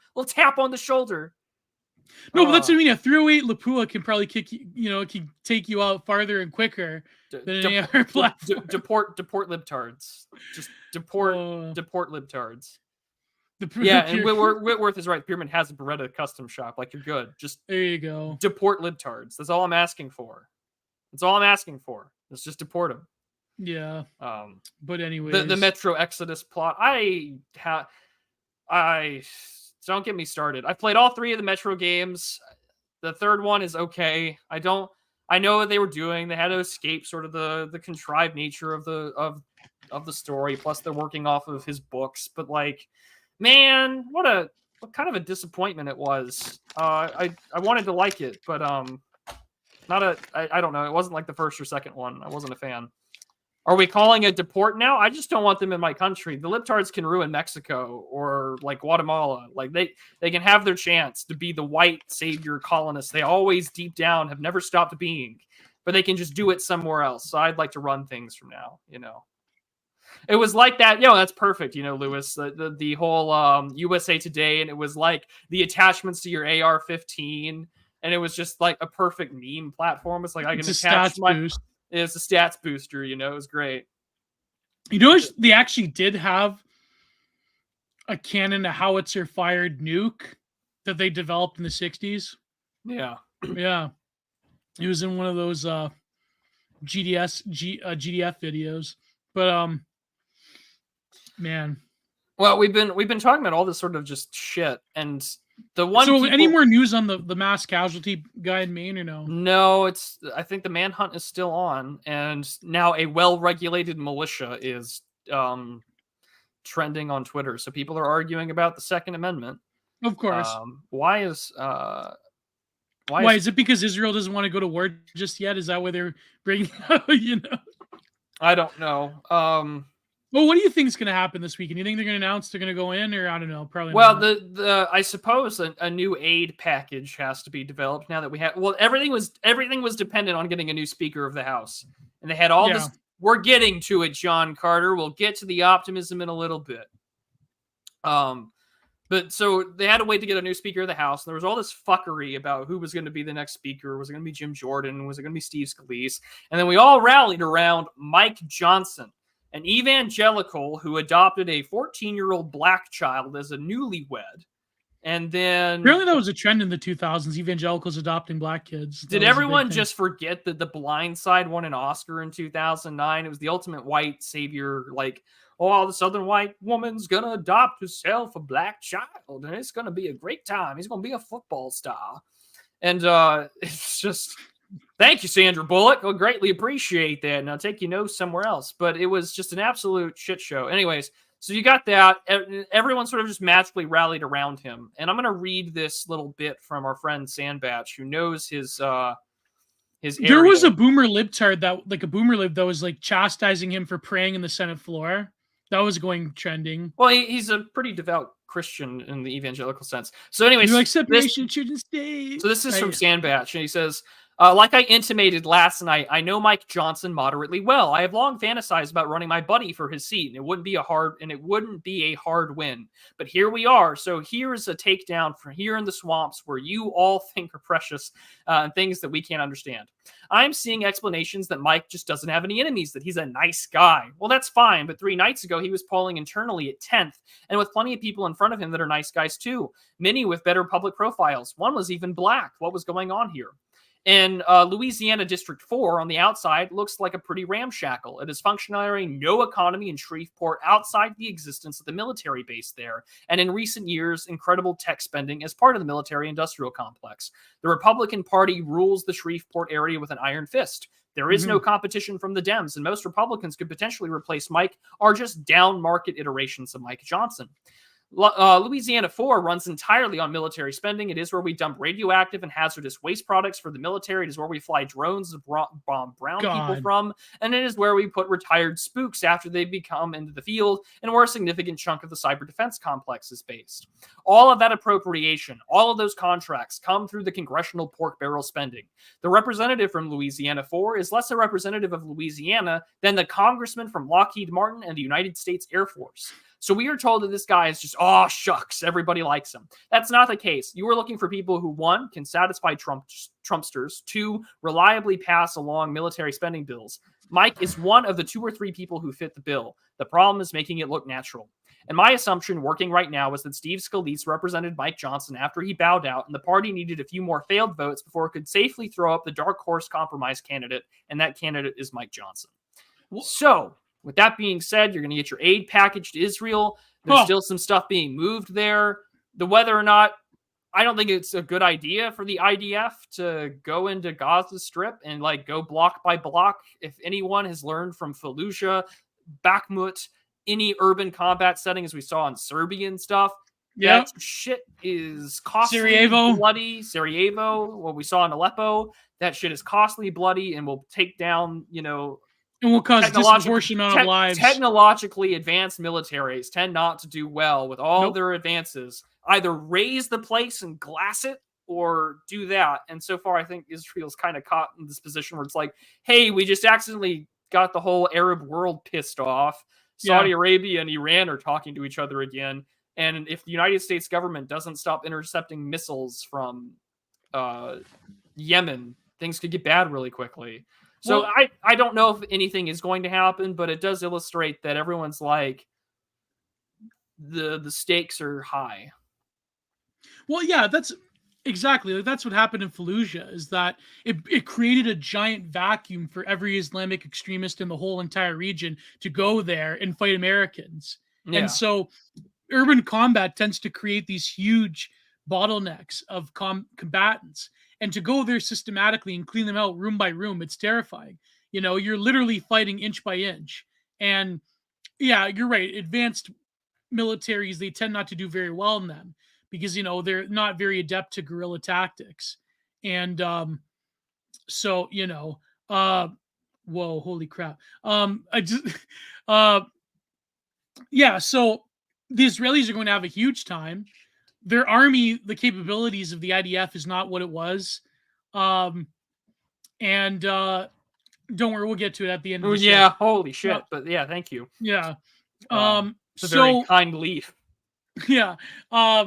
So yeah, that's the incentive for them not to go in. But I mean, again, you never know.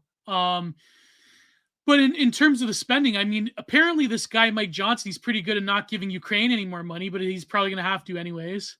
Or I know that Bill Christo was freaking out about that. Well, because it's that old guard Jewish neoconservative, like, yeah, Israel's like, more important. This is why this has been the most interesting thing to me, is watching like more of the like Russian Ukrainian Jewish element of the State Department versus like the old school Zionist part of the like neoconservative just go nuts. And I don't even mean that to like, I'm not even like going full hard on that question. It's just like, observably speaking, there is some intra-Jewish conflict happening when it comes to the conflict. But I mean, like, hey, just send Gal Gadot. She could open a Pepsi, like the Kardashian commercial. Yeah. And it could be like, hey, let's all get along. And then she can throw the Pepsi can and then get shot by the IDF, you know. I almost... I could teach the world to sing, and then just, you know, you get hit by an Israeli tank or whatever. And then Jackson Hinkle will post the video on Twitter after. Oh, of the Palestinian boy. Spiritually brown. Spiritually brown. Just like no warning, no nothing. Just like there you go, like a redacted child, right? Yeah, there. yeah. Just no Jackson Hinkle, Russian wife, just like bam. I'm gonna give you the worst like war porn imaginable. No warning, no nothing. And I'm like, I'm glad. Atrocity porn, yeah. I'm glad I'm blocked by you. How he blocked you? Yeah, I'm so glad. Whoa. So glad. It's great. That's crazy. But yeah. No, but yeah, like just no nothing right away. Just boom. It's like that's what you see in your just vibes. Just vibes. Yeah. Just war vibes. But that's the thing. Like, yeah, you never know if they're gonna do it or not. I mean, but now they're talking about the Second Amendment again. It's like this isn't gonna like if they're gonna recruit like American must be election season. Yeah. Must be, yeah, you know, it's a shit show. And you know, out of all of this current thing stuff, the only people that seem to be happy are elites. The only people that seem to be happy are like the really wealthy people. Yeah. So Andreessen Horowitz of Marc Andreessen, they put out a manifesto called the Techno-Optimist Manifesto. And I thought that it would be interesting to cover it because it's not particularly long. And yeah, I mean, Erdogan did cancel. He called Hamas the Gaza military and canceled a trip to Israel. Like, there's some. We're in an interesting spot in the world, that's for sure. But yeah. So, anyways, I thought, why not read it? Apparently, someone on this earth is optimistic right now, and why not just go through it? You know. Yeah. So we'll read through it. We'll offer our thoughts. I have some of my friends who are some of the Urbit bros that I know in IRL are like, there's some issues with it, you know. And please, Andreessen, okay, All right. I'll try and pronounce names correctly. It's not going to stop me from doing it very well. But anyways, here we go. And remember, if you don't want to pay Raja Mohan money, always use the entropy link. That's less of a cut, and it's if it's over $100 a month, it'll come over, and I don't have to wait till next month for it to roll over. So there's a better way to do it better. Find it. And there's Marion Tuppy and Walker Percy. But here we go. Lies. We are being lied to. We are told that technology takes our... We're going to zoom in real quick so everyone can read what I'm reading. We are told that technology takes our jobs, reduces our wages, increases inequality, threatens our health, ruins the environment, degrades our society, corrupts our children, impairs our humanity, threatens our future, and is ever on the verge of ruining everything. We are told to be angry, bitter, and resentful about technology. We are told to be pessimistic. The myth of Prometheus takes in various forms like Frankenstein, Oppenheimer, and Terminator haunt our nightmares. We are told to denounce our birthright, our intelligence, our control over nature, our ability to build a better world. We are told to be miserable about the future. I'm not miserable about technology, although there is a war there's a war in the backdrop about technology that's being waged for the future, which I have an essay in the works about it because there's a lot of stuff being written that more or less, anonymity is already dead, but you don't even need to post your location nowadays to be accurately found. And I don't mean IP. We'll get into it. But I'm more concerned about the thing about being a techno-optimist, I guess, is these guys have to accelerate faster than we can dysgenically degenerate. Yeah. And that's not going to happen. That's the ultimate race. Yeah. Because I'm the reason why people gave me shit when I wrote that essay about science fiction, because I was building off the essay we read here on the Digital Archipelago about how science fiction is the artistic genre representation of a civilization in the fall or winter period, as Spengler wrote. And someone was just like, do you not live in the world where Starlink happens all the time and he launches rockets? And I'm like, I do. However, my government is suing him for obeying the laws of the United States government because he has contracts with the Department of Defense. And if you have a contract with the Department of Defense, you cannot hire non-citizens. Mm-hmm. Period. But they're being sued for not hiring enough refugees and asylum seekers. And also not wanting to start World War III. And not wanting to start World War III, apparently. So you got that going on. But also that I think Elon Musk really wants to get to Mars because I think deep down Elon knows, and this isn't an original take, this is something Charlemagne said. It's because I think Elon knows that if we don't get there, we'll never get there in his lifetime. And I think he's right. Things are, when you got normies talking about the competency crisis, which is a really nice way to talk about race, or everyone's a little HBD pilled. That's what I've learned.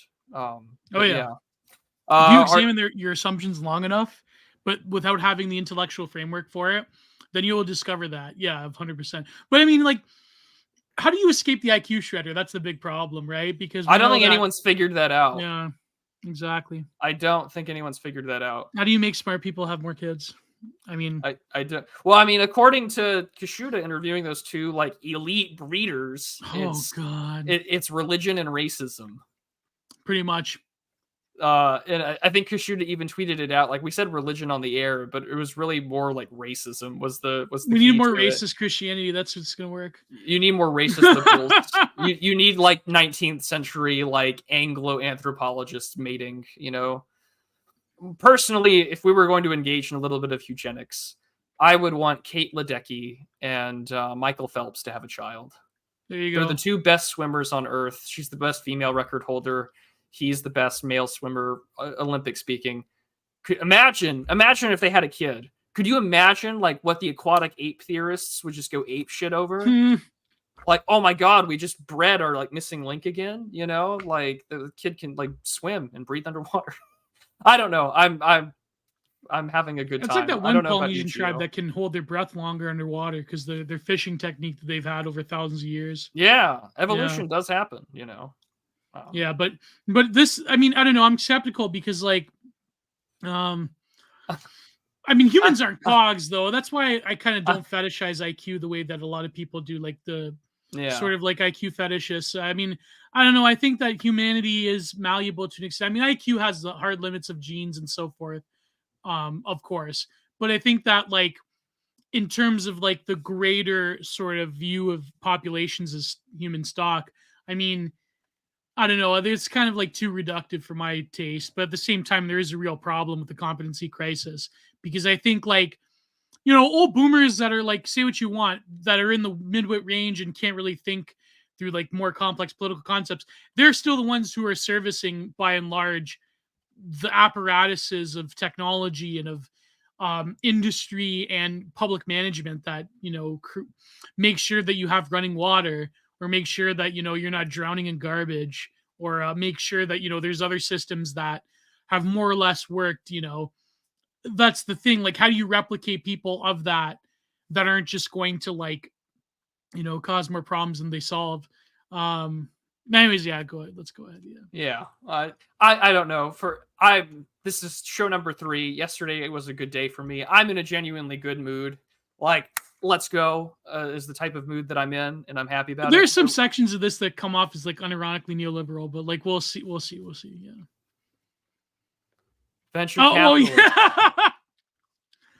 Do you want to talk about the Theo? No, let's not talk about this. That's not. Oh, that article that said he was like an informant for the FBI, and the main he has source FBI of it was, he has contracts with government, and the main source was from fucking Chucky Johnson. The guy who thinks he's in this like secret war for American sovereignty against like Jewish agents that had tried to kill me. I had to call Laura Loomer to call them off and whatever. But oh, by the way, I'm going to report on actual American dissidents. Get the fuck out of here. I don't believe it. I mean, Peter Thiel, I don't know. I mean, you never know. I'm sure that he does, and I'm sure that he has to. I mean, the guy has a government contract. He has to declare everything, yeah. That, and he worked with Silicon Valley Bank, and there were some sketchy fucking people in that place before the bank crashed. That's right. Even Elon was involved a little bit with that, yeah, right? So, like, I'm not surprised, but I'm just a little... I wouldn't get near the Chuck Johnson thing with a fucking 10-foot pole. I know some crowds love him, but at what point do you not listen to a guy that has openly bragged about being a federal informant? True, but I mean, the Thiel stuff is a bit more believable. Well, I'm sure that it is. It's just that I don't trust Thiel either. He's not my savior in the same way that... I don't think Elon is not our savior. I don't think Elon is. I don't think Andreessen and them are saviors either. But these guys do have... They do. And I don't think it's not going to support me, and it's not going to support people that look like me, and it's not going to support people that live in flyover country that have been consistently hollowed out from the inside out by DC, right, and immigration. Right. Like, these guys aren't my friends. To give the Giant Archipelago money, we'd be cool with that, no? Yeah, I mean, if he wanted to give us some seed money, and we started hosting like weird, sketchy tech sex parties in Dallas or Fort Worth or whatever, then. Might as well, right? Like, I'll take some Adderall and I'll take the stand. I'm going to give you a better performance than Sam Bankman-Fried is, but I'm not going to do that. Why? Because I have a spine, and I'm not going to take the money. Although it would be nice if Phil gave us money, but it ain't going to happen, and I'm okay. No, with that. We are supported by viewers like you and no one else. I'm surprised we haven't been hit with the funding allegation. It's probably one of those things you probably don't want to put out there. I've been called alt-zog, and that's about it. But I don't give a fuck. Outside of that... You gotta learn to stop saying these words on air, like it's... I don't know. If Dave can call things gay, fake, cringe, retarded, talk about Jews, and call things just retarded, true. I don't care. Job. We're good. And it's not like future employers of mine are ever going to know this show exists. And that's what matters.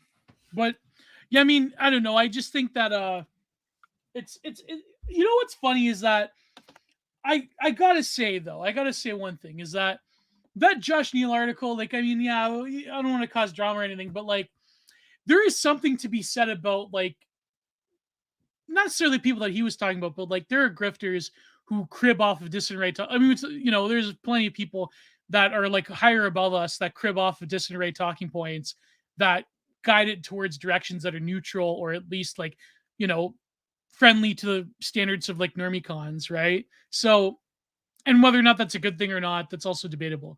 If you have like more people, like the fact that Agent Poso or whoever, they're like, they're normalizing certain ways of thinking of the dissident right. I mean, it's up in the air whether that's good or not. But I mean, for now, I think you want to err on the side of caution, because all these people have different agendas that we're not privy to, or even if it's just for self-aggrandizement. But there is a reality where there is like huge people that do like gleam off talking points from frogs, and that's always to be met with a grain of salt. You know what I mean? So I'm a frog. That's okay. yeah. No, but the point being is that like whether or not like it's you should freak out about it, or whether or not you should say that it's a good thing, is like I'm on the fence with it, because I think that is it good that like normie boomer cons know about certain more esoteric stuff? Maybe, but could that be used against us? I don't know. Probably. I don't Probably. like. As for me, if you consider me a thought leader, a major thinker, the leader of some movement, I'm not that guy. But I'm Yeah, me also not neither. going to tell you. But I'm also not going to tell you that I am just a scholar or an academic. I'm very clearly out in the open as a commentator, a provider of infotainment, an Yeah. essayist, and a writer. And above all, I have been very blessed by God, by my friends, connections, and the fact that you all are listening right now. If some guy out here hears what I has to say and thinks that there's a good point to be made about it and wants to incorporate it to make our society better, great. That's fantastic. And I'm not going to Yeah. say no to the fact that someone is going to call out some 2 million follower account or whatever and say, hey, that's Prude's talking point. Dude, fucking fine. Like, that's great. Like, someone listened to me and wants to implement it on a social scale where it's going to benefit people that look like me and my and the American government writ large. Fantastic. I'm not going to really complain. trademark ideas. I really can't trademark ideas. I mean, like, if it's so good and you know who the originator of that idea is, then yeah, you can. Like Govefe Anon's the woke are more correct than the mainstream. That will never not be his thing. Well, but, I wrote even in my book, I wrote about Dark Maga. The real origins is Zelrad and Conan-esque. It's not it's not some dark conspiracy. Yeah, and I mean, like, people it's unfortunate that it got taken over by libtards that were like, oh, Dark Brandon. But like, they just it does indicate that on the discourse machine, which unfortunately is twitter.com. And I say unfortunately because I just feel like it's a great place to get lost in that escapism, but it's also really important. It is it's simultaneously real life and it isn't. Yeah, it's important and unimportant at the same time. Because, like, I don't run into a bunch of suicidal autogynephiliac Marxoids in real life. I just don't. I only encounter them on twitter.com. But I do have the ability to influence people that work in, like, Congress and work for the Trump campaign. And that's pretty cool. A lot of Tucker Carlson's former producers still follow me. That's pretty cool. But at the end of the day... allegations, Prude. I know, but that's okay. My dad works for Fish and Wildlife Service. Like, it's already fucked, man. It's okay. I'm an army brat. People have already called me a fed. I don't give a shit. But like, it's simultaneous real life, but it also isn't. And just like this stuff, this to us, it probably won't affect us. And that's something that we always need to be, I think, cognizant of. Is just that I'm not near the levers of power. I can't judge the people near the levers of power because I've never wielded that kind of power in my life. I've never condemned a man to death. I've never killed a man. I'm trying really hard not to talk about other things in my life that I have done, but it does. Such is the case. But these things are interesting. They're worth talking about because we live in an epoch in time where people are losing key qualities of intelligence. We've already screwed over the education system. So what does matter now, above all things, is for those that have access to money or techniques and manufacturing, what do those guys think? And if we know how the elites think, well, that's kind of important to know which way the winds are blowing. And if there's a bunch of people that are really techno-optimistic, maybe we should listen. So, and for those of you who think, I was called a thought leader once. we can't judge those in power, but we can redact them. So true, Joseph DeMeister. Well, that was this Fed posties we got on Orange. Well, that's another thing I did this week. I was on Orange Channel. We finished our 4-part series on Joseph DeMeister. And said, we can't judge Nero, but we can kill him if he's a tyrant. So there you go. I'm not connected in any way. My old man pours concrete. So it's like, I'm not like Matt Kreisman or who is it? The other guy in Chapo that has like his old man was an editor of the Wall Street Journal. Was it Felix? I forget. Who cares? I'll be honest with you. I've never listened to a single clip of El Chapo Trap House. The only time I ever have is when Dave posted a clip for one of his streams. That was it. I remember Davey said he listened to an episode. He's like, how can you watch this shit? This is like boring. Like they're just moral slurring over everything. He has the answer to that, though. He's answered why he listens to libtards. Like, he's given that answer. There's just one BreadTube video essayist that's somewhat decent. What's her name? Olivia Sunva, something like that. She had this video essay on love or something was pretty decent. I wonder if like Dave ever binged her content. But I mean, I don't know. A lot of these BreadTubers are pretty vile, but she's like the least of them in terms of like being vile. But anyways, yeah. So we're not connected. We're not funded by anybody. I'm not influencing the Republican Party from my basement. I'm not, Anyways, that's a frog. Hello, a frog. I'm a fan unbearable. I'm a fan of fellow frogs. It is unbearable. It really is. Yeah, just be careful about what mob owns your ass and your drugs. Yeah, so true. I just kind of find it funny that a man that has the word Christ in his name, Matt Christman, is about to stand before the dread judgment seat of Christ. I think someone's running his Twitter account because he like tweeted out gibberish, but there's no confirmation that he's out of his coma. Oh, he's tweeting out gibberish? Maybe it is Matt Christman actually tweeting. Maybe. Just like stroked out, like one hand trying to tweet. I can't wait for the next episode of Chapo Chapos. If they bring him back on, they have to like wheelchair him in, and he's like they wheel him in like Diane fucking Feinstein, just like days before. I never left. I never left. And then like all the rest of the guys that are on Chapo Trap House are just like, just say you agree with us, Matt. Just say you're doing fine, Matt. Just vote yes, Senator Feinstein. Binged her content sounds like a euphemism. So true. Is that what the kids are calling it these days? When she DJs her own party, when I said that like a few weeks ago, and I was really upset. Your own party. I was really upset like a few weeks ago when I had tweeted out that I said it stopped being a masturbatory. It's no longer jerking off. It's gooning. Like it's now a chore. It's now a job. And that tweet went fucking viral. It was one of the most like largest viewed tweets I've ever had. And I was just like, man, I'm now known for a comment about masturbation more than anything else I've ever done. Well, what were people saying in the comments and the quote tweets? More like in agreement and things like that. I didn't see that one. Maybe I did. It's like a few months old, but it's just like, that's how Titus followed me back on Twitter. He's just like, welcome to the party, buddy. Some of my best tweets are about masturbation. About gooning, yeah. And I was like, I'm like, I have a brand to follow. I have a brand, but it doesn't matter. Who cares? I've ruined that brand in so many ways, and that's okay. Yeah. But man, we're gonna have to talk about this essay on my channel next week too. It's pretty long, so. Yeah, we're almost at the 2-hour mark. We haven't really gone on to it. Goon expert descriptor on CNN. Could you imagine? Just like it'd be bad. That would be pretty bad. Yeah, it would be pretty bad. I mean, can you imagine that? It's like I come from the live stream show that helped popularize the term goon, so. Remember when gooning was just a role in hockey, and it was a movie with Sean William Scott and Allison or Kill. It was just something awful, Janny. Yeah. Oh yeah, when it was just like some like meathead for like a bad guy in a cartoon.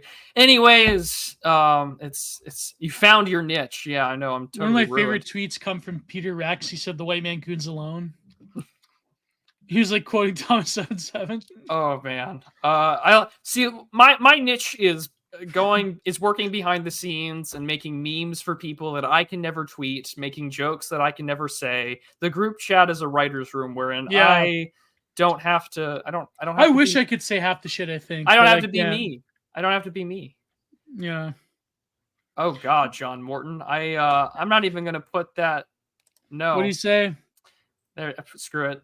Thanks to Prune Gio, I know what Goon Cave is. Zero tragedy is realizing I had one. Oh, come on, John. Don't say that. You're better than that, John. You're better than that. No. You're better than that. That's terrible. Thanks a lot for popularizing that, Gio. You have really made the world a better place. Well, because Lev kept going on about it. Like, I couldn't help it. See, there's going to be a chapter in his book, Neoliberal Kitsch, about this. Well, that'll be what's worse is that if it's still rumored to be true, and I have to do the audiobook for this. Actually, let me write a note down for that. I have to talk about that. Gooning as pure mediaized subject. You know what's funny is that someone because the second episode is me as the co-host of the computer room with me and Catherine D and myself. We released the episode last night. We reviewed the film Hard Candy with Elliot Page, and back when she was Ellen, and we talked about Chris Hansen and all that. Is it someone put in my promotion tweet that somehow Gio was too radical for Lev, but not radical enough for Catherine D? I'm like, oh, that was funny. That is a real Twitter account who Players follows Good us. Cave, yeah. That's he's one of my favorites. Yeah.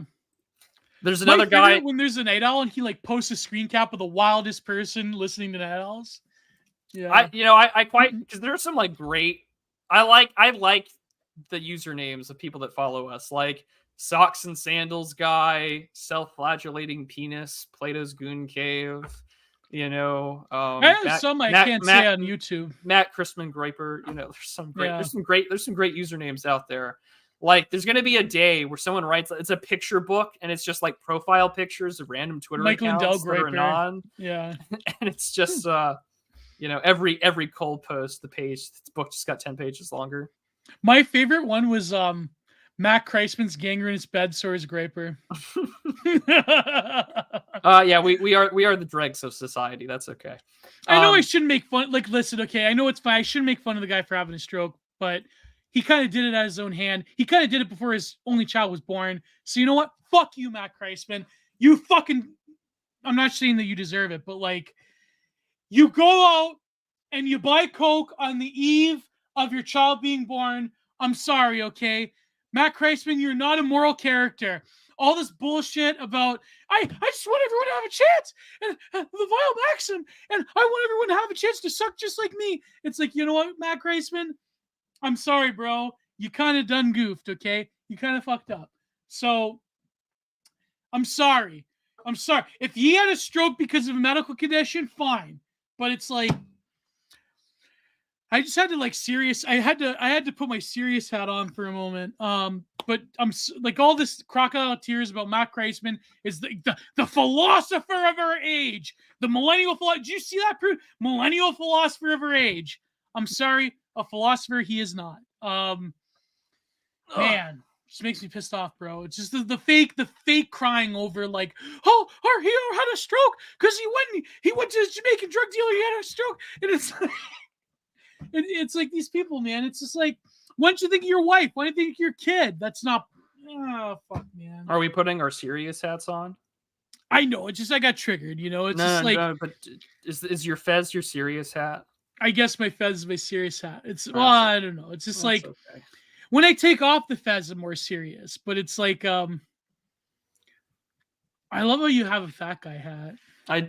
Oh man, it's a fat guy hat. It is. A bowler's a fat guy hat. Yeah. I didn't know it was a fat guy hat. I've always had these hats since I was like in high school, and I've never been fat. And I just they're nice hats. It was a combination of Days 4 Horse. Yeah, he was in the fakes. He was in the fakies. A philosopher of his age, done by the hemlock of his age. Oh my god, that's so good. That's so good. That's so good. Yeah. Marge, I'm watching my fat guy hat. Yeah. Oh, man. That was like that guy Sebastian on the first season of Kitchen Nightmares. He had a fat guy hat. That's so. I wonder what happened to Sebastian. I don't know. Oh, they're bringing back Kitchen Nightmares. I noticed that. I can't wait, man. I can't wait. Millennials suffer this BoJack Horseman curse where they believe that knowing they are shitty people is the same as being better. Yeah, no, absolutely. No, that was like that's the thesis of the show. That's like the thesis of the show. That's Matt Kreisman right there. Yeah. It's like, I want everyone to suck just like us. It's like, bro, like that was the best rant by Todd, where like you could tell he like had that moment where he's like, fuck, man. Like he's like, just because you do shitty things and you apologize for it doesn't make it somehow better. Just because you know you're a shitty person doesn't make it better. Are you gonna do this year? Maybe. I don't know. You're I could do on that. top of your hat, a little lampada sort of deal with the Yeah. Remember mistletoe? someone did the AI of Gordon Ramsay and that copy pasta of like slicing them, dicing them. Yeah. That was funny. That it would be. I actually kind of despise the E-right. Well, we kind of despise ourselves. It's okay. That's very true. Yeah, Hell's Kitchen is a bit of a guilty pleasure. It really is. I don't like Hell's Kitchen as opposed to Kitchen Nightmares. I think Hell's Kitchen's too. There you go. Angel fish mistletoe.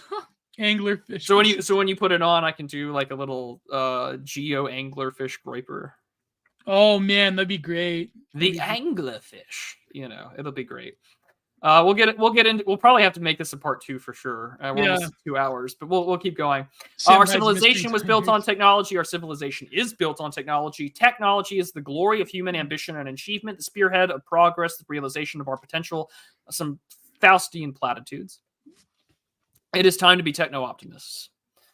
Techno-optimists believe that societies like sharks grow or die. We believe growth is progress, leading vitality, expansion of life, increasing knowledge, higher well-being. Cancer is also a growth. Yeah, cancer is also, yeah, exactly. Yeah. Not to sound like that socialist TikTok, dysgenic guy, but like, yeah, cancer is also like that. Yeah, cancer is also a growth. But anyways, the digital archipelago gets all my love, though. We're very, we're good with that, Javier. We're good with developed that. Societies are depopulating all over the world across cultures, the total human population. Well, yeah, it's true. The great filter. The great bottleneck. I wonder, though, if Andreessen, I hadn't read the whole thing, but I wonder if he's trying to like stave off like the actual brutal truth of like Nick Land's R acceleration. And he's like, well, no, actually, I'm like I'm in the middle of the acceleration. We can't have a techno-capitalist future where all things can be accomplished. We can just accelerate that bitch. It'll be great. But again, like, not to bash Andreessen, but like, talk about Obama for fuck's sake. No. Who cares? Are there still Obamanoids that are like blue waivers that are? I guess they're all boomers by now. Like, who cares about Obama? Boomers that love Obama. Yeah. But anyways, have you popped the question yet? Popped what question? The marriage question. Are you going to marry your girlfriend? That's way too early to determine. Okay. I mean, I probably would, but like, it's just like I would have to. I want a bit of economic stability before that happens. Yeah, the book's got to be a bestseller, guys. That's what he's telling us. Exactly. It's got to sell like Selective Breeding and the Birth of Philosophy. It's got to sell at least that. No way it will sell like Brad's Age of Mindset, but at least has to sell like Selective Breeding. It's got to sell more than a Delicious Tacos book, guys. That's true. It's got to sell more than the pussy, guys. That's what matters here. Oh, that's too high of a benchmark. The pussy sold. Trying to keep the frog in frame now. The pussy sold very well. Did it now? Yeah, even Billy Pratt's book sold pretty good. I haven't written a novel yet, so maybe one of these days I will. Welcome to Hell. Yeah, Welcome to Hell. Nutcranker. All sorts of stuff. Selective Reeing and the Birth of Grifters. Yeah. I actually liked Welcome to Hell better than even Delicious Tacos, because I think like Billy Pratt has more of a reflective tone in his writing. Which I mean Delicious Tacos does as well, but like it's not as I am curious though as to what those numbers look like. What constitutes a success? Because if I were to write a book and it sold like 150 copies, to me that's a dream come true. Yeah, true. I gotta take the hat off and put that somewhere else. Now that I've been told it's a fat guy hat, jeez. But like ruined my life. My day is ruined. I'm sorry. Okay. I'm not mad. But no, but I mean like I think like what distinguishes this from unironic neoliberalism, that's the problem with me. It's like I think like I get what he's saying, but let's read on, because I think that the problem with infinite growth is that there's always going to be hard limits to that growth. And I don't think using technology get away. I mean, in this lifetime anyways. Then Gio will go back to being an incel. If you don't buy his book, Gio loses his fake cell title. Yeah, my girlfriend will leave me if you don't buy a book. Yeah. No.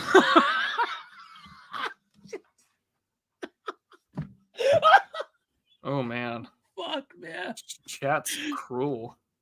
We believe that technology is a lever on the world, a way to make more with less. Economists measure technological progress as productivity growth.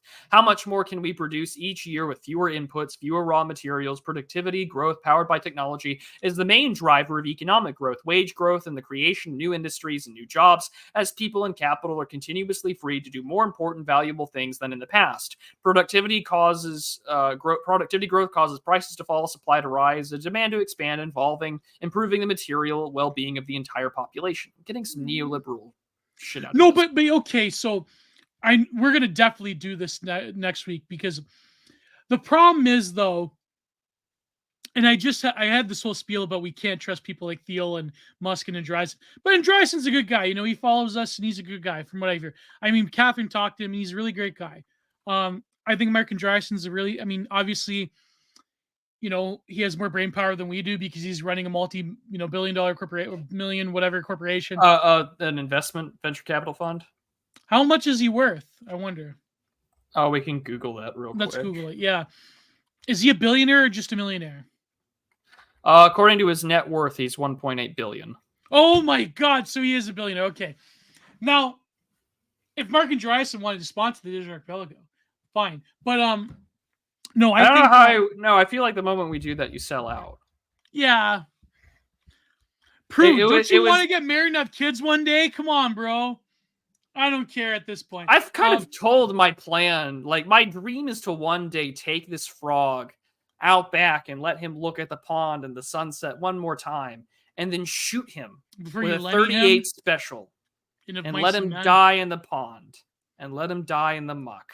And then I can go out and live my life as normal. Like what if the frog is a way for you to live a normal life, Prude? One day, if Marc Andreessen offers the money, frog is not going to let me become a priest. That's for sure. Yeah, but priests can still marry in Orthodoxy. Sure. But the frog is not gonna. The frog ain't gonna get me to seminary.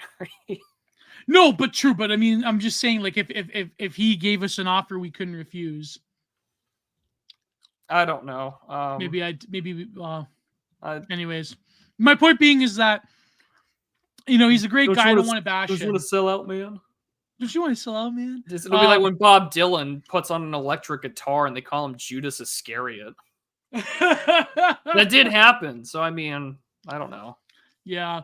No, but my point being is that with Marc Andreessen is that I think, and again, I don't want to sound like a lefty here, but I mean, lefties worship technology and capital now. Anyways, this is irrelevant. The point being is that I don't want to dwell up like the 2017 Amprim stuff, but has technology overall done more with less, or is the externalities of cost deferred to more abstract levels of engagement with that technology, right? Because you could say, okay, like you can look at a lawnmower. Can cut way more than a scythe in a single day and has way less stress in your body. But there are other externalized costs to the world in general that to claim that technology lifts up all boats at the same time universally, I don't really buy it. Because the reality is, like, you know, I know Matt Kreisman would do this whole rant about it, but like the Colton that is mined to put in your computer chip has a cost to it, to people around the world.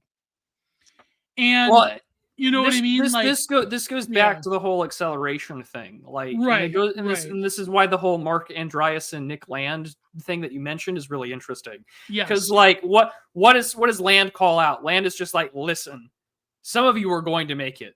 The rest of you are going to be out here with your precious metals and your guns and your cans of soup trying to survive the zombie apocalypse. Yeah. Not all of you will get on the ship to Elysium. Right. And so I think that it's indicative to me that Andreessen's like, look, we can maximize it. And it's sort of got that neo-lib type deal that, like, you know, the pencil story. It's the humanist assumption of it. Well, which is fine. Yeah. Which is fine. Fine. Is it really fine though, Prude? Well, what I'm acknowledging is okay, like go on. There's the human aspect of like we can benefit others, which is fine.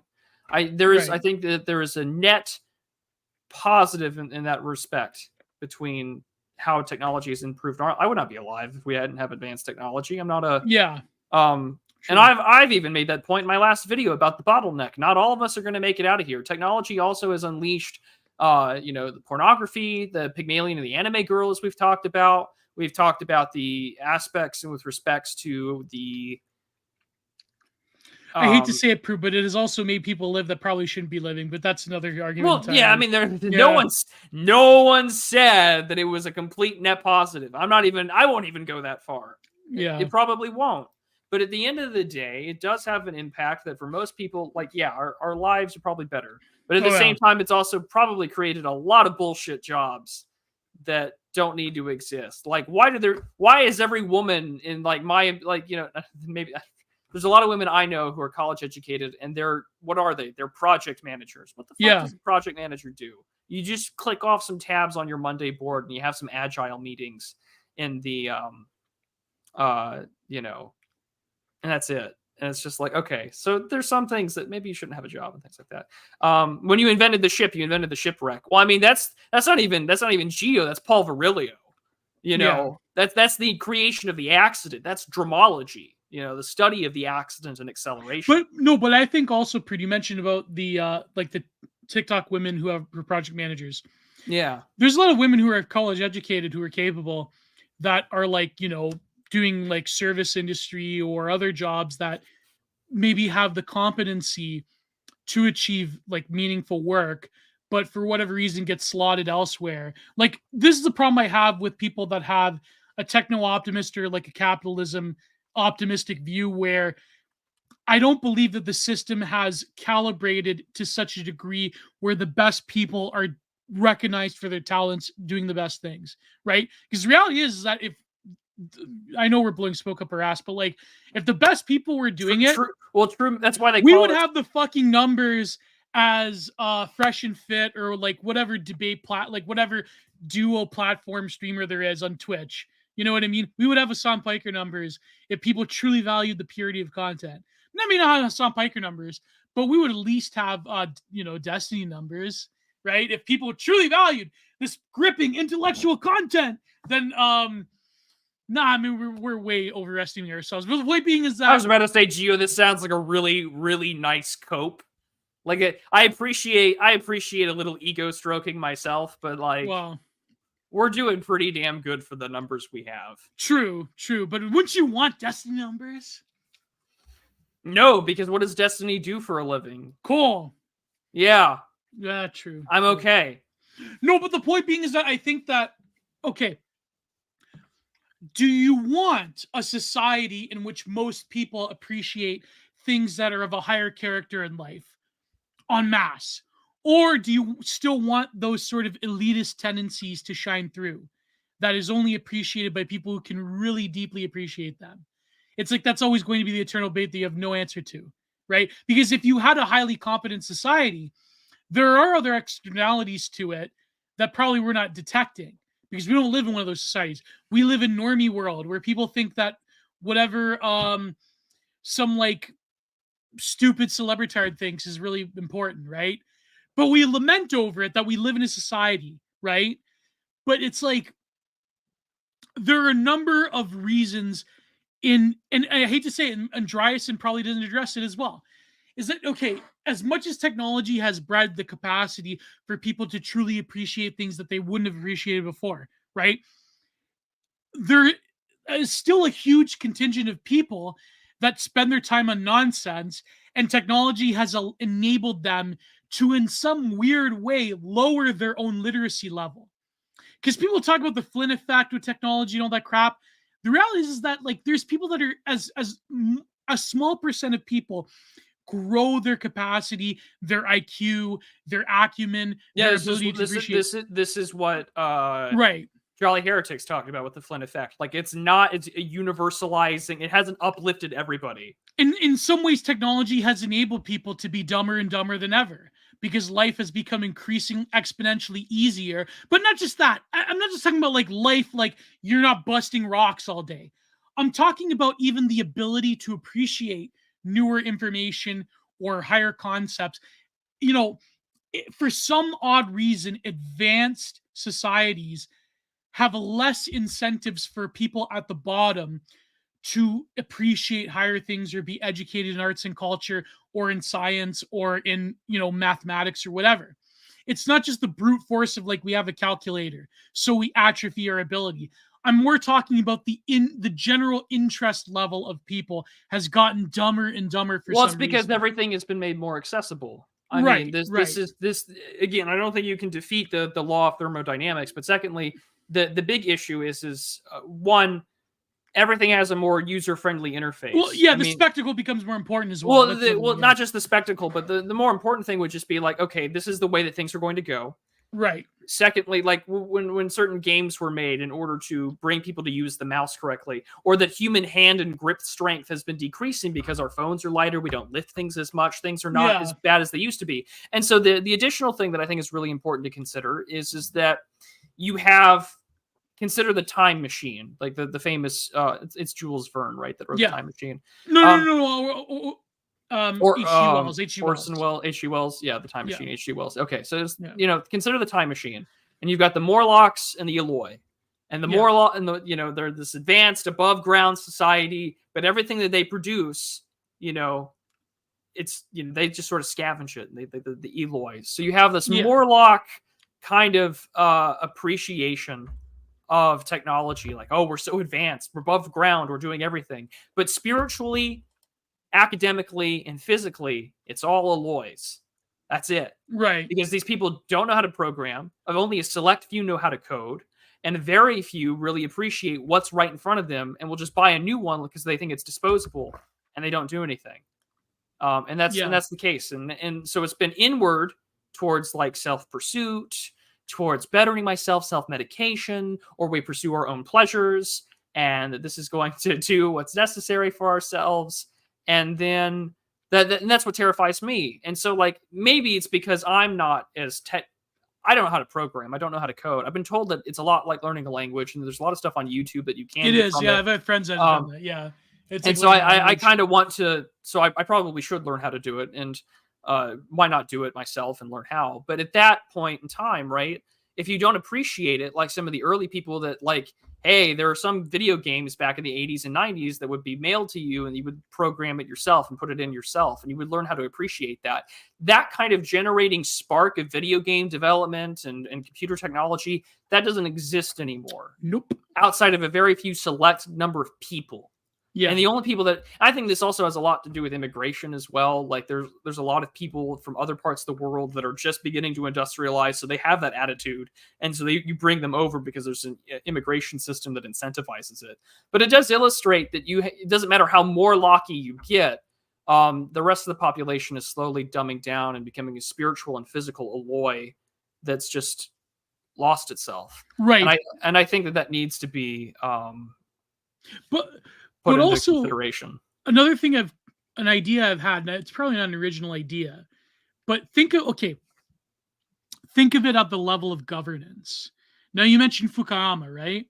Yeah. Well, Kojev, or let's say the end of history thesis. Okay. The dissolution of states part in that thesis.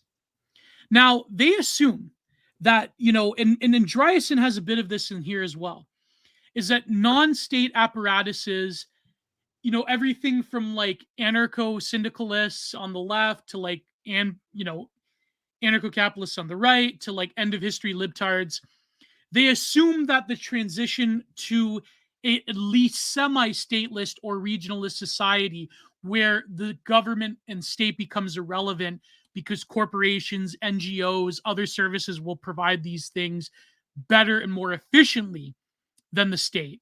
And of course, people like Samuel Huntington points out, well, other like more nefarious non-state actors like terrorists, they also can provide services better than people, or like Wagner, PMC Wagner, whatever.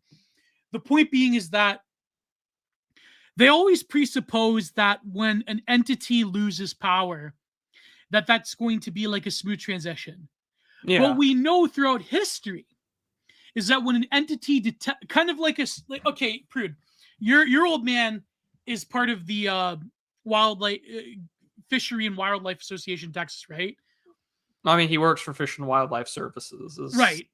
But I mean, he also joined the army 30 some odd years ago because he wanted to learn how to fix TVs and radio. Yeah. And he is a man that works with his hands, you know, whereas... what does Texas have a lot of that are pretty dangerous? Wild boars.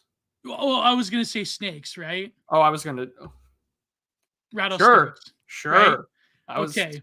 Cartels, Mexicans. Oh, yeah, okay. I was just wondering where you were going with this. You know, okay, here's where I'm going. It's important clarification. Okay, rattlesnakes, check. Rattlesnakes, okay. Or I think Texas has certain vipers that are venomous too, right? Well, we have some snakes that are venomous that aren't rattlesnakes as well. Yeah, I think you have some form of pit viper. So the point being is that, and I guess cartels too. Pit viper, like the sunglasses, you know? No, those are like they're... well, there's pit vipers, but there's like I'm giving you shit. Make your point. No, I know. There's like gaboon vipers. There's the Chinese spotted viper. The point being is that when you corner an animal, that's usually peaceful. And we do have pit vipers. Cottonmouths, copperheads. Yeah.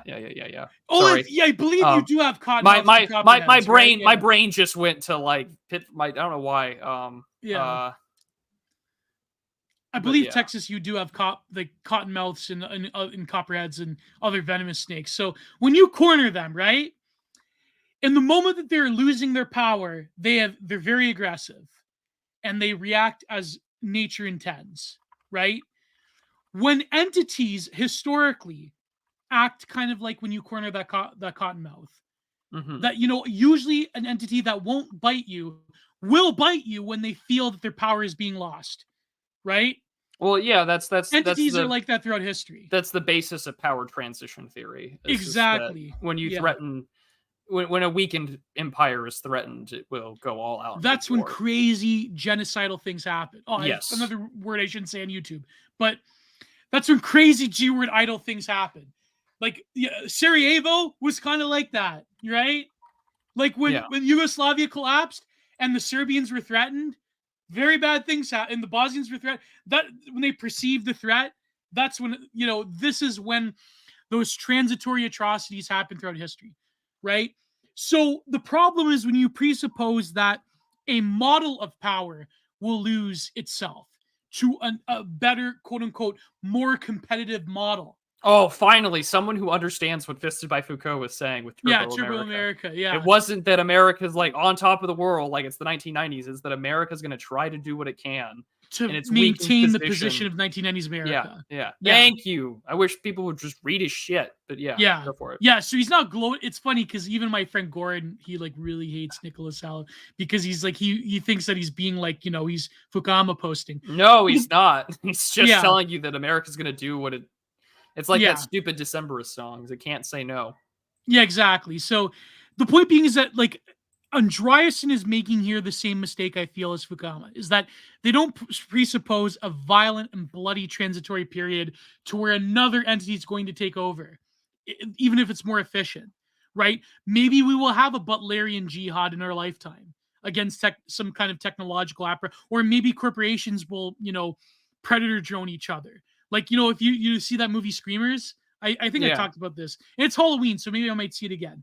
The movie Screamers is a great example that could have been fleshed out in terms of how a corporation on other planets mining resources basically start drone striking each other and start creating technologies to wipe each other out. Like it's like the anarcho-capitalist dream. It's like Murray Rothbard in space with killbots. You know what I mean? Like Imagine that, right? No, the point being is that like there's no model of power that takes prominence without literally and figuratively bodying a previous iteration of that power. It's just not the truth. It's just like there's no such thing as a clean, and the only time it ever happened, a clean and more or less bloodless transition between empires happened between two Anglos. And it was one manifestation of the other one, which was the transition from the British Empire to the American Empire. That was the only example you could... probably there's smaller examples you could think of. But it's like, I love Screamers Review. Yeah, it's a great movie. Yeah. It's a good movie. It's an amazing movie, yeah. The second one was also pretty good, where he like falls in love with he thinks it's like a a woman, but she's also a robot killbot. And yeah, that was a good one too. But no, the point being is that elite theory is kind of more or less correct because it follows the dictates of human nature. When a powerful entity threatens that it's at its lowest point, it will lash out and there will be atrocities committed. Now, when it comes to technology, is that probably true? I don't know. I mean, will it be the case that the American government starts like, sending drones to Walmart? Hopefully, maybe, but it's like, you never know, right? Wasn't that a Call of Duty where I haven't played Call of Duty in like 10 years, buddy. No, but wasn't that a Call of Duty subplot where it's like a private military corporation takes power and starts? Isn't that the one with fucking Kevin Spacey? Yeah, with Kevin Spacey. Yeah, that was after that was after my time. Yeah, I think I like watched a playthrough of it once, but that could happen. There could be like PMC Wagner type. Well, not anymore because PMC all it would Wagner take doesn't exist anymore. But at the risk of getting the stream taken down, really all it would take would be like a $50 drone that you could get from Walmart, some Tannerite, and a firework from the 4th of July. And pretty much, yeah. You can do what you've been seeing. Well, I mean, look at Gaza right now. Like that's. I mean, they're doing the same stuff against Israeli tanks. Yeah. But this is advanced warfare. It's drones dropping like dynamite. And it's e-girls telling you that you've got nothing to live for. Go join the army. Yeah, maybe you get a slice of Haley Lejeune pussy. You could fuck her on the tank. Yeah, there you go. With Haley Lejeune and her. King Salmon Fish was in the chat, so I think the threat's been neutralized because of our friend King Salmon Fish. But anyways, let's not talk about Haley Lejeune because I'm kind of afraid of that woman. Luhan. Isn't she like the perfect American phenotype? Just a little bit castiza, just like military industrial complex. It's what the National Geographic said this country would look like one day, and beige, psyoped, and gay. The Republican Caesar of America will be at least in part Hispanic, and will have like a name like. So that's what Joshua Abatoy meant about having a Protestant Franco. You will have a Protestant Franco that will be like at least part Mexican. Yeah, he's going to be like a 5th generation, like white passing Hispanic. His last name will be Martinez. Yeah, but his wife has got like the maiden name of like Murphy or whatever, and he goes to like a charismatic evangelical church. And decides that enough is enough, and just like I don't know. It's all done. It's all over. It's all over, man. It's all over. Maybe we're getting very dangerously close to like coal. It's too bad that Blake Masters didn't win the race because I feel like he should be the future of the Republican Party. Like because he's got everything. He's got like the Silicon Valley angle. He's got the family values angle. He's got the MAGA chut angle. He's running for Congress. Yeah, no, he's like a white Vivek. Oh, that's unironically the post-Trump Republican Party needs a white Vivek. That's it. Like it's, or at least white. Like if Vivek was like, again, but this raises the question, like this is the thing that Martyr had pointed out. And I know some people don't like him, but he was just like, Vivek is getting talked about mainly because he is brown, making the same talking points as Donald Blake J. Trump, Masters. yeah. And Blake Masters, yeah. No, but Vivek, he was in a space with Elon Musk and my boy Alexander Mercois from the Duran, and they were talking about how you de-escalate I was the war in listening Ukraine. to it. Yeah, no, but the thing is, like, there is optimism, at least in part, in the Republican Party. You just need to get rid of all of those people that are evil, which is probably most of them, all those old boomers. Mitch McConnell and Lindsey Graham have to meet their creator peacefully through old age, even though, well, let's not say for YouTube. People like that just need to like go to the retirement home. There really needs to be an age limit to politicians. There has to be. How can fucking Dianne Feinstein still vote a few days before she dies? Because it wasn't her. Of course it wasn't her. It was some millennial staffer that just like took her. Vote yes, Diane. Vote yes. What? Yes. What? Is that you, Harvey Milk? Am I back on the board of directors for the city of San Francisco? Where's Barbara Boxer? Where's that dyke? I always wanted to be Harvey Milk's beard. Harvey could have married me. He could have been president of the United States. If Harvey Milk had a beard, he could have been JFK. If Harvey Milk wasn't just a pederast, he probably would have managed pretty well for himself in American politics. You know what's funny is that people, they nail Trump for being like, Trump really was just, cavalier with women. But it's like a literal groomer could be like have a fucking aircraft carrier named after him. Listen, it's all a distraction. Yeah. Hunter Biden's laptop. Sean Hannity's got to talk about those dick pics tomorrow, lest Israel goes to war. I hate this. Is this your Barbara Walters impression? No, it's just my old Jewish woman impression. Yeah. Which is Barbara Walters. Which is Barbara Walters, apparently. Is she Jew? I thought she was an Anglo. No. Well, let's go early life check. Barbara Walters. See, this is why we can't ever get. No, it's like Martha Nussbaum is she just married it. Yeah. Oh, she died not too long ago. I forgot about that.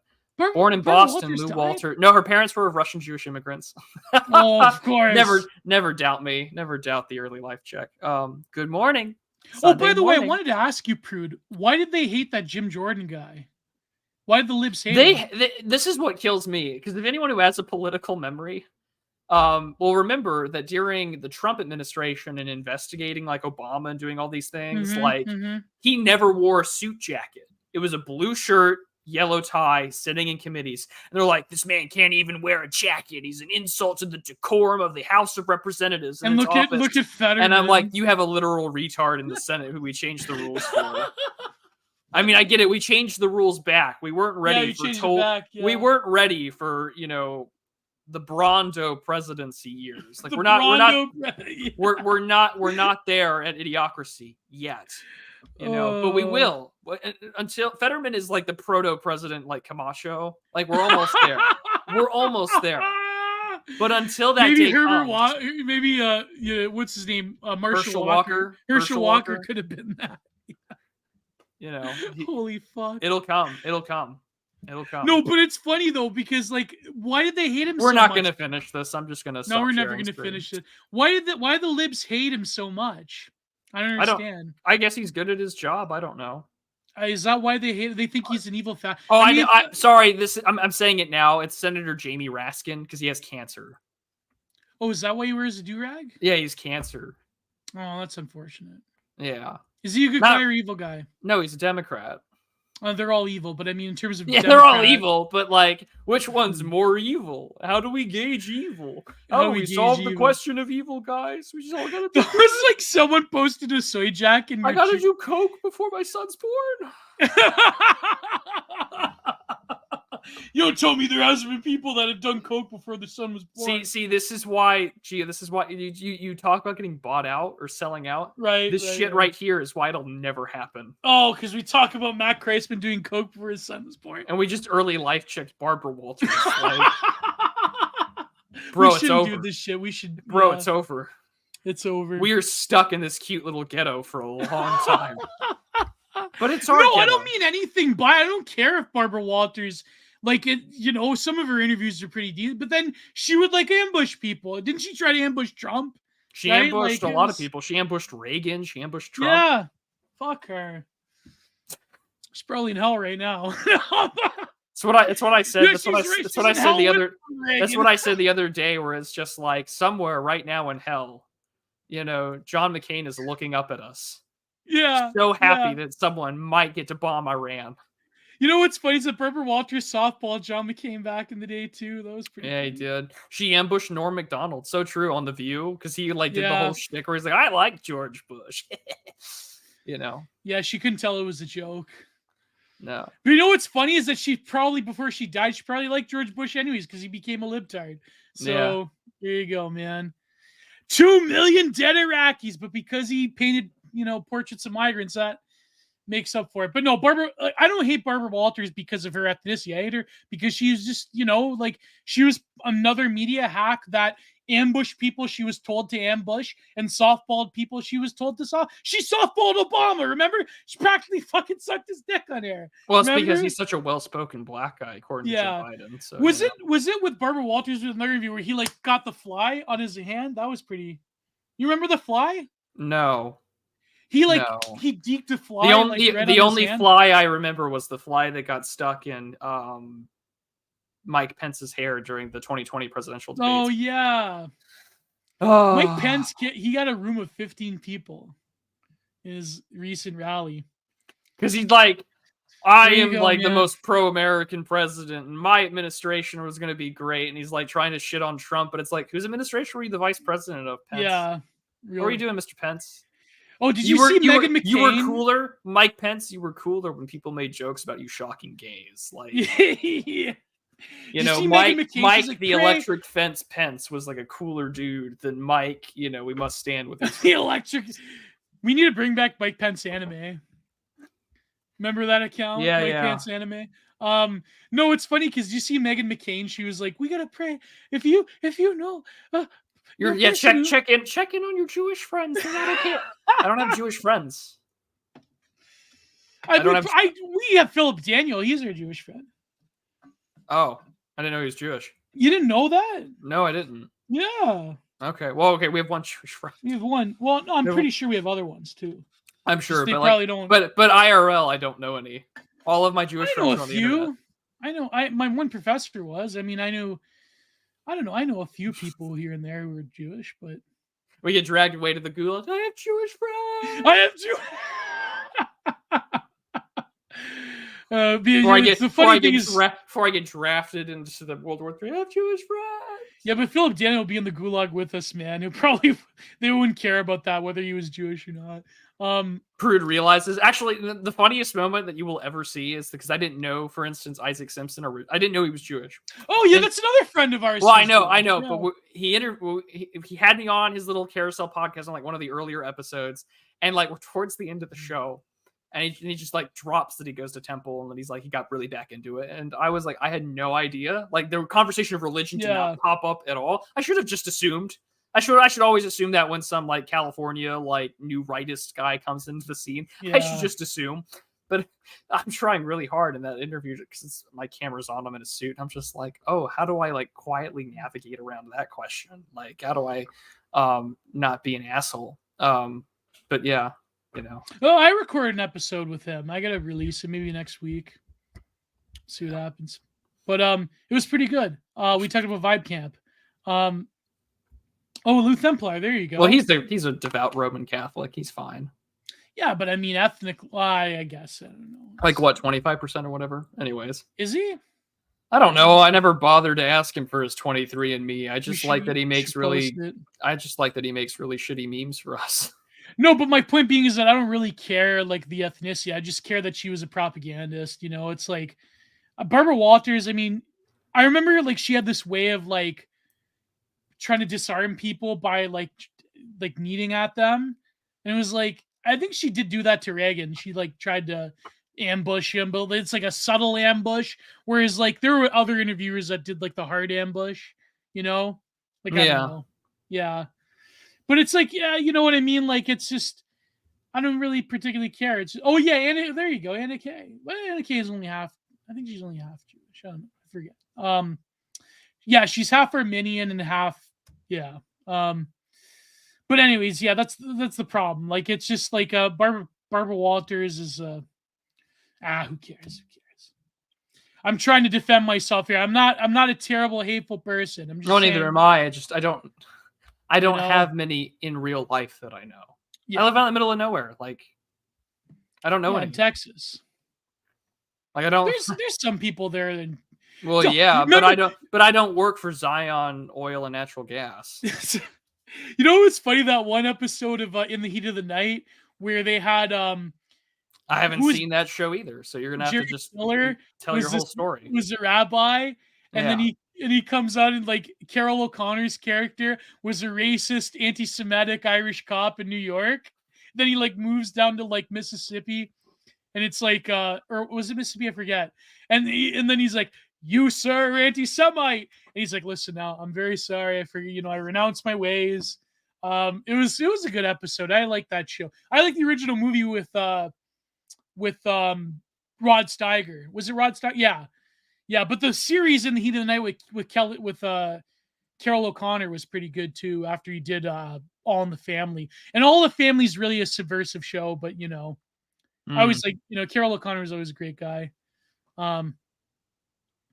But no, that was a very funny one where like Jerry Stiller was the rabbi and he accused him of being an anti-Semite in New York. That was funny. Anyways, Please be patient with me. I can't believe you never watched In the Heat of the Night. I mean, didn't you watch all those old shows because you were forced to? You had the military channels, My go-to shows are like Wings, Frasier, Cheers. Oh yeah, there you go. Hill Street Blues. I haven't seen In the Heat of the Night. All in the Family is actually good. Well, near the end, they like really lived. Anyways, I mean, yeah, that one where I think like Edith had like a trans friend that like redacted, sunsetted it, and like because there's Norman Lear was like very. That's a realistic depiction. Yeah. No. Wow. It was one of those like it was the end of the 80s where they started getting even more subversive. So it's more realistic. They just back in the 80s, back in my day, tranny on a TV show would off themselves. That's that you wrote a character off the script. I don't know, man.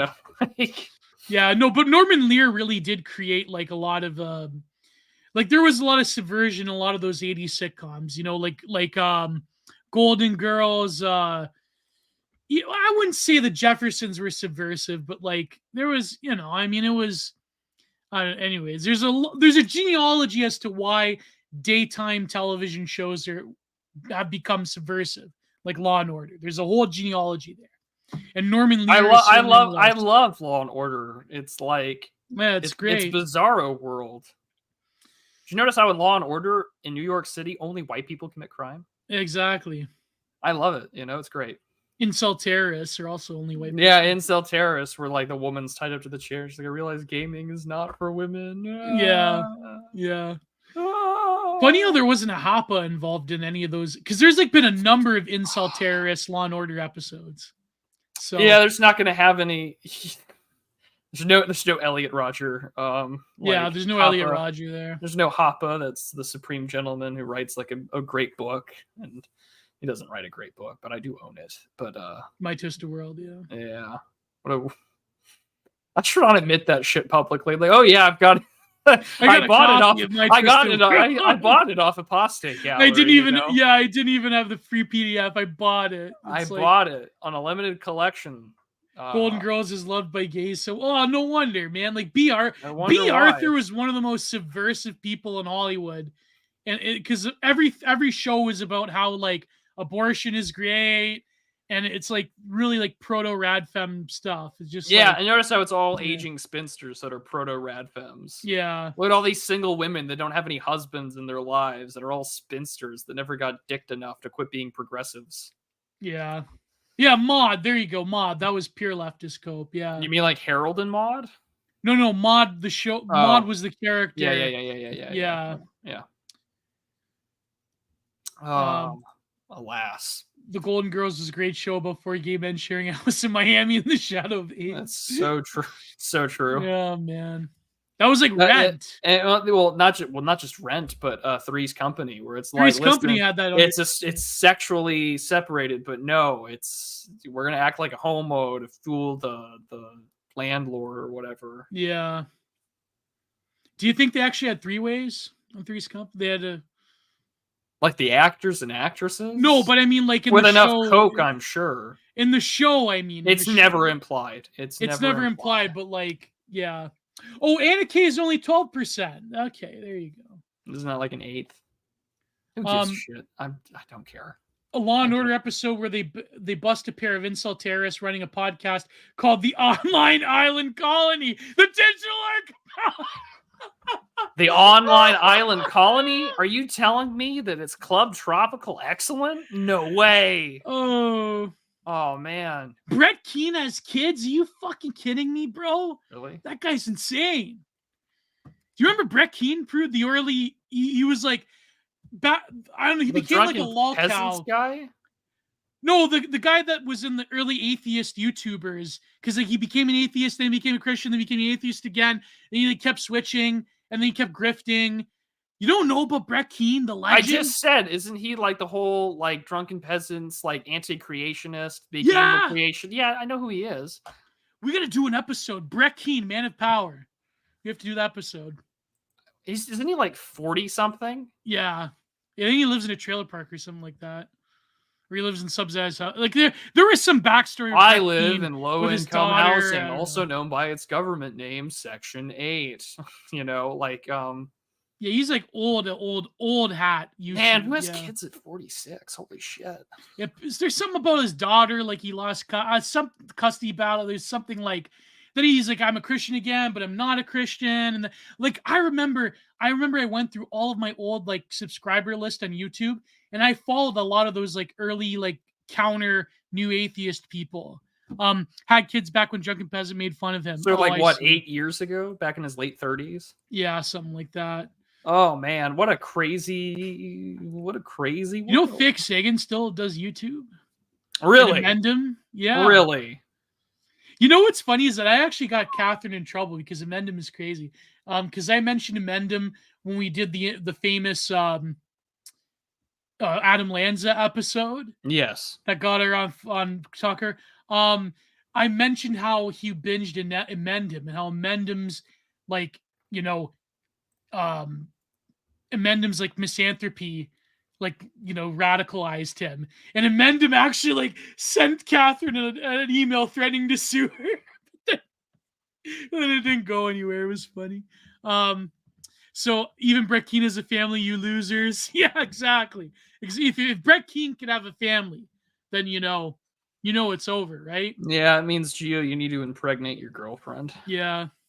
But no, it's just like is the Drunken Peasants still around? Didn't TJ go like full bread tuber and he like left the Drunken Peasants? I think so. Yeah. This is lore I barely don't know remember the lore or either, give a shit about.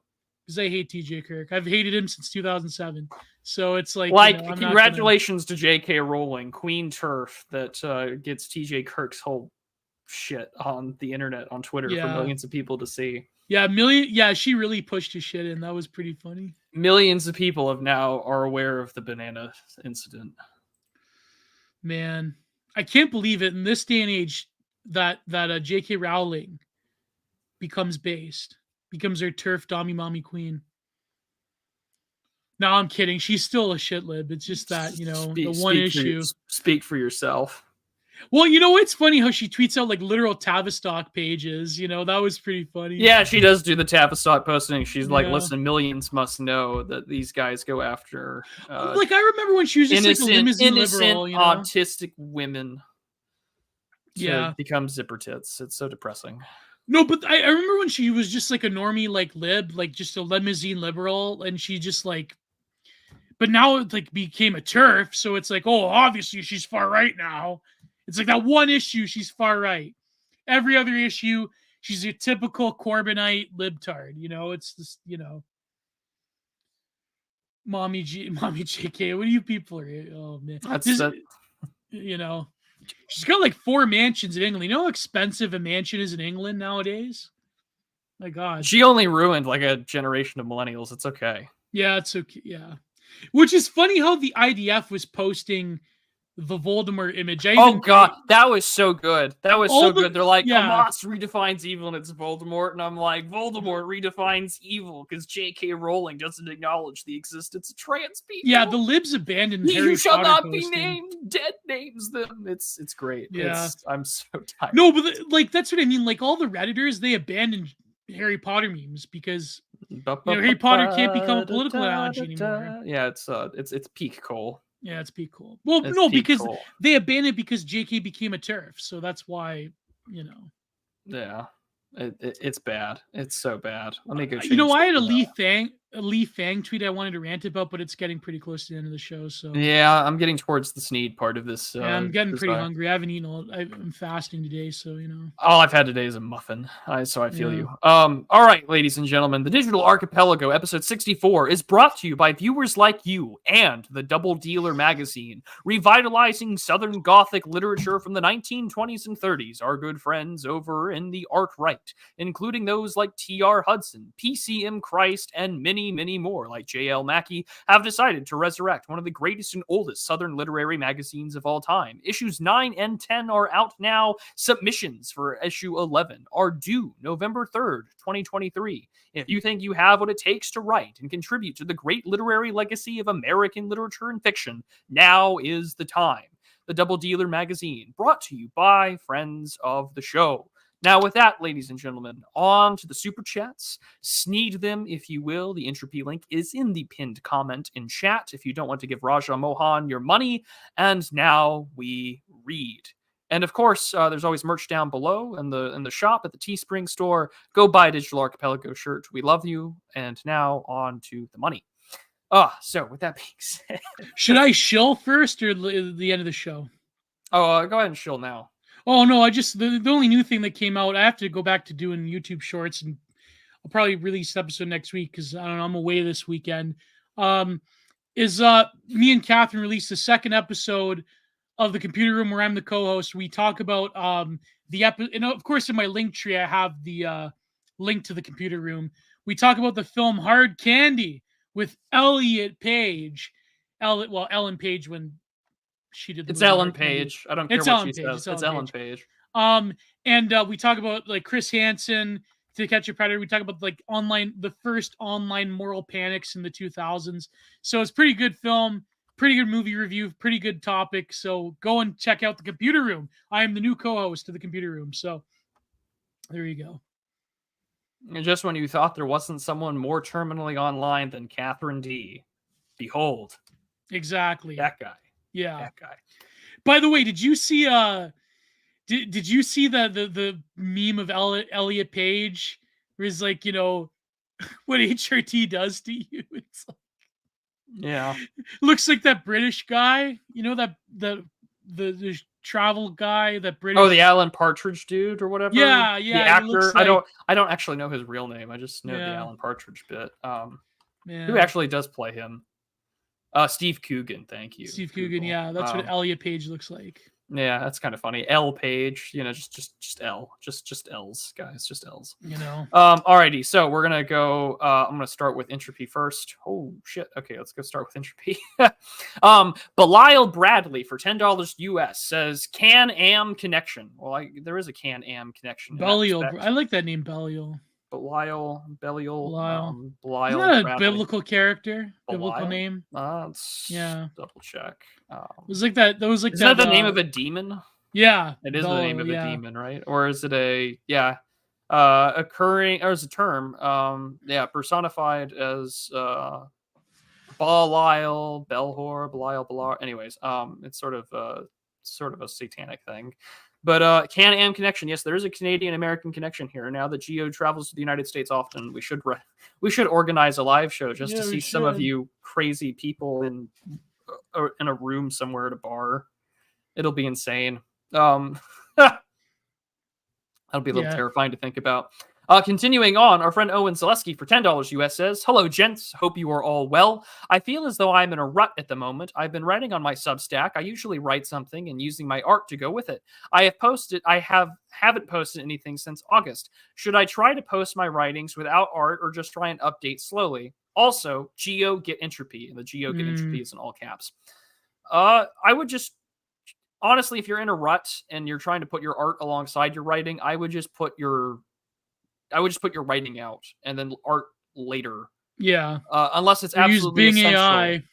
Or unless it's absolutely essential that your art is your thumbnails because it relates to the piece or it relates to what you're writing about. But honestly, just get the words out, you know. Get your words out. Yeah. Finished car for $25 US. Thank you so much. He says, "Thank you so much, Gio and Prude, for keeping me sane in the land of the rising sun. I moved here about 2 months ago. First time catching the show live. Needed to catch up with the beginning later. Love the show. God bless and thanks again. Oh, thank you. Well, thank you, sir. And I guess you're in the land of the rising sun. Well, I mean, I wish you the best over in Japan. And thank you for tuning Hopefully in you don't live. end up like that one streamer. You got 7 years in prison. Yeah, don't. Yeah. Well, I hope he's not like those He deserves guys a lot at all. more, in my opinion. Yeah, he probably just needs to be deported or stay perma jail. But now on to the regular ones. By the way, there is a great Faceless song called Sons of Belial I really like. Oh, really? Yeah. Well, hello, everyone in chat, new and old alike. Regards are well sent. Paul Smallwood just became a channel member, so thank you so much. So Paul gets to see all the old gaming streams that are locked behind the paywall. Smallwood, get it? That's it. Get it? Get Smallwood. I'm kidding. It's a funny. Sam for $10. Sam 153 for $10 Canadian. Yeah. I have not heard this story, so Gio would like me. Apparently Sophie Grenier, she hooked up with an old fling of hers or an old boyfriend, and apparently she's been with him. They've been living sort of like a deadbed marriage for a few years now, since COVID at least. So there you go, Trudeau, getting cucked by Sophie. So like he cares. Oh, sorry, Gloria, not Sophie. Gloria. Sophie's his mother. Gloria Trudeau. Yeah. So apparently, she also is like filmed at this like high expensive resort in Muskoka with this guy, and I don't know. Interesting. You know when they do like solo vacations, you know what that's a metaphor for, right? You know. Yeah. So there you go. Crazy. Oh, by the way, after the show, War Report is also premiering another episode. Yes, and our good friend Patrick Casey is having Ron Unz to come on and talk about the Israeli-Hamas conflict. I don't know, like I'm kind of on the fence with Ron Unz because Ron Unz, he's got a lot of like normie tier, like the whole thing about clothing. Yeah, but then the Unz review and all that. It's yeah, I know, but it's just like I don't know, man. Like that's because I'm Canadian. It affected me, man. But anyways, of course, it sounds a lot like PPP. Two fat Canadians. Yeah. Let's see. Thank you, Sam. Glass Bell for $2. Life is going great. Donating to spread goodness. Well, yes. We must remind ourselves to never despair. Well, we can't. Yeah, I know, Nikki. Listen, I know, Nikki. Your husband is right. I am focusing on Ron Unz does a lot of good. It's just that I don't know, man. Sometimes I have a lot of blind spots when it comes to certain issues. So, as we all do. We all do. We're not immune. We're not omnipotent. We don't know.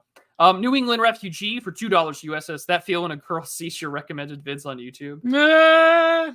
I mean, I perfectly describe my YouTube recommendation feed into like 3 main categories: my friends' content, mainly musical stuff that I do for like my own stuff in choir, and then like video game review essayists, because that stuff I still listen to, and there's some good guys. Mainly Patrician TV, and I'm waiting for his Starfield review to come out, and I'm looking forward to that. But yeah, no, we should. It's always got to be careful, Like, what do you mean? Why is there a guy ranting about dog shit on your YouTube recommended? It's just more goth, honey. It's just more goth review. Calm down. Is it? I don't know, but isn't like video game review kind of like cool at this point? Like, I don't know. I don't. Some of it's still good. Like that. Like Patrician TV is my last hope for like good reviewers. Him, Mandalore, Private Sessions, there are a few others that like do some occasionally good. And then occasionally you'll find like a reviewer on your recommended feed that covers like some weird Kino shit from the 90s. Like there was this guy who reviewed a 1990s point and click adventure puzzle game that had like the recorded digitized like actors doing the motions and stuff. And it was like basically about the end of the world in a small town, making fun of like Twin Peaks and how awful kids can be.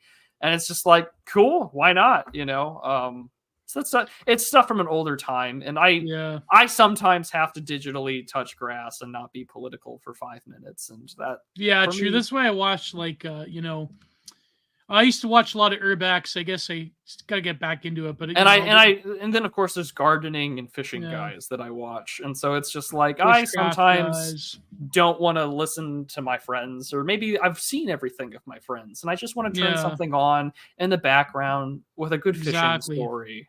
That's how I do it. Yeah. And then our good Canadian boomer friend, I have no words to express my gratitude. Whoa! $205. By Patrick Keogh. Oh my God. He gave me a lot of money last time, so he might as well give you. Yeah. So make it fair. It comes out to 150 US, and Whoa! so I'm very, very thankful, Patrick. There are no words to express my gratitude. That does that means a lot. Thank you, Patrick. My God. From the bottom of my heart. I like I said, the show is sponsored by viewers like you. We don't take Teal money. We don't take Andreessen money. There is no dime square seed money floating around out there. No Vares ball party money has come our way. I wish, but look at Paul Smallwood. I've never heard that one before. I'm sorry, Paul. I'm sorry. Like I never heard. If that's your real name, I'm sorry, sir. But I appreciate it nonetheless. Smallwood. Yanislav for $19.99 $19. Says thank you both for months of content, paying my dues. Do either of you play musical instruments? Prude has mentioned his Orthodox church choir.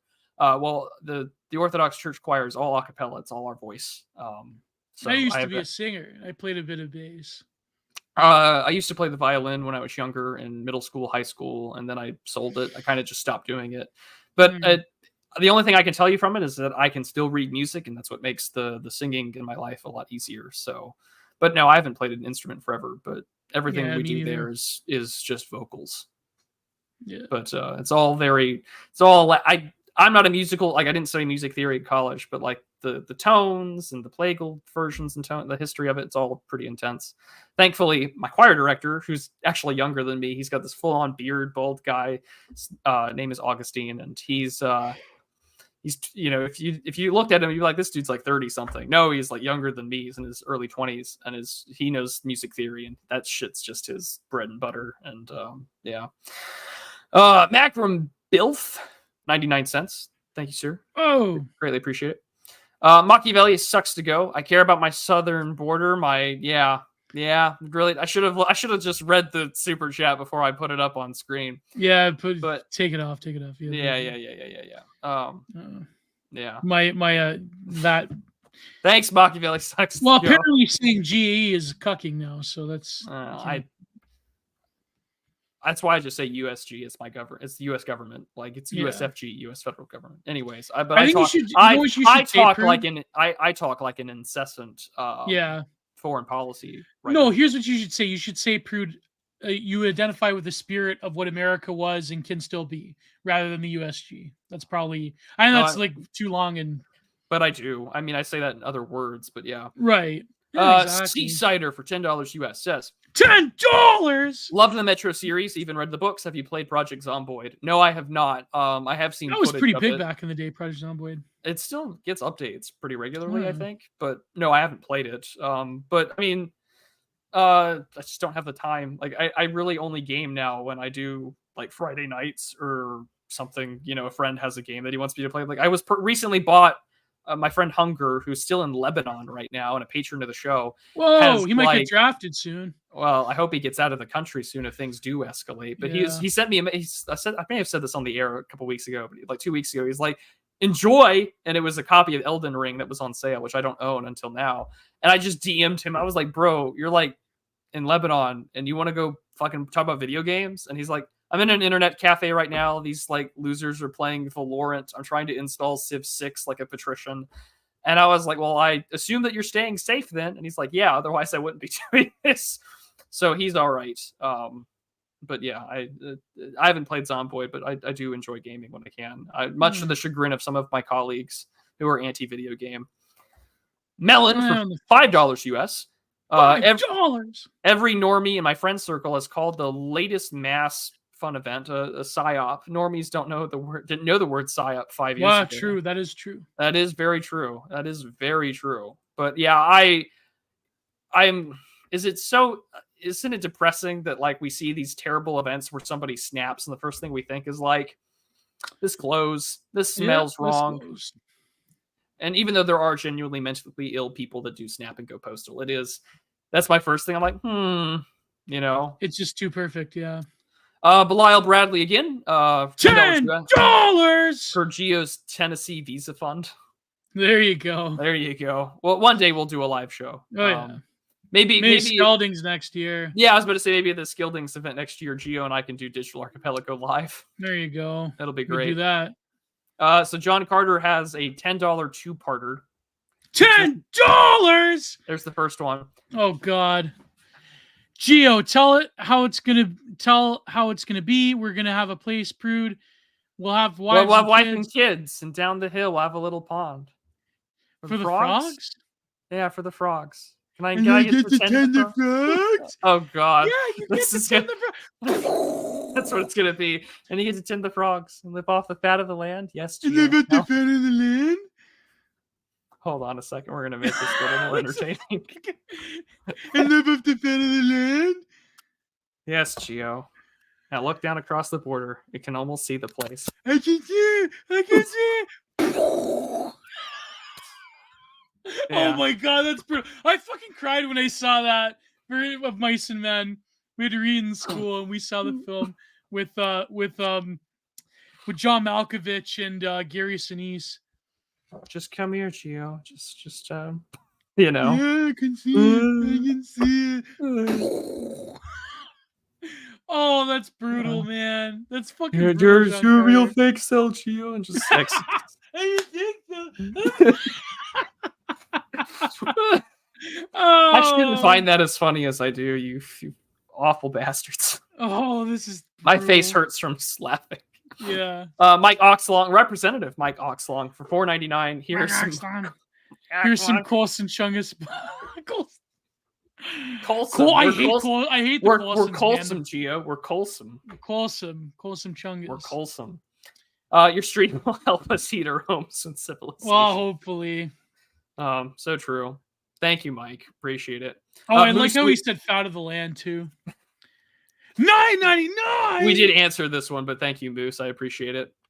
And then post-nut clarity for $5 Canadian. $5. Has anyone else noticed the government nudge units are pushing the "don't look back in anger" nationalism? How odd. Define "don't look back in anger." What do you mean by that? Well, anytime there's like a Muslim terrorist attack, they're like, "Don't look back at it in anger." It's like the whole Norm Macdonald tweet. You know, they're just like, imagine like the consequences after ISIS kills millions of people. And it's just like, well, what about the anti-Muslim the Islamophobia? Yeah, imagine Islamophobia. That was so bad.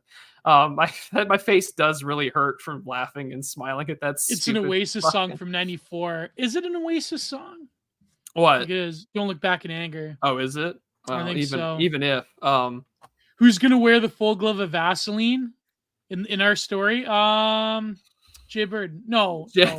Who's evil in that one? Oh God. That beats his wife. I don't know. Jeez Louise, this is awful. It's gotta be some kind of like virulent ZHP. There you go. No, I'm not implying he beats his wife.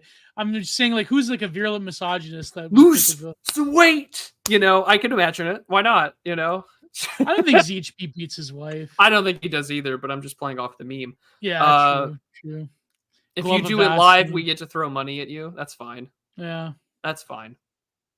But yes, every news story isn't a psyop, but it is kind of sad where people get their first thing to think of is that someone goes a mentally ill person who was on some watch list recently released out of a mental health institution goes postal. Yeah, I understand why people do it. You know what's funny is that Meg Gold he said Meg Gold fits the bill with the Vaseline glove. It's or funny RFA, his ex-husband. He like wrote this blog post about the first time he had sex, and then it's like I'm working on something big. It's like I don't know. Never mind. I shouldn't, you know. It is funny though. It is funny. But anyways, oh boy. All right. Let me double check Entropy real quick. Has he read a book, let alone writing a book? I don't know. That's why he said he was leaving, to write a book. Oh, not that he cheated on his wife. Anyways, sorry. Let's move on. Jay Burden can play the old black farmhand. Well, he's a beaver. He's brown. Belial Bradley for $3 US. Belial Bradley was a movie monster who was a conjoined twin and took revenge on the doctors who separated him from his brother. Well, thank you. Now I can look that up and go watch that movie for spooky season.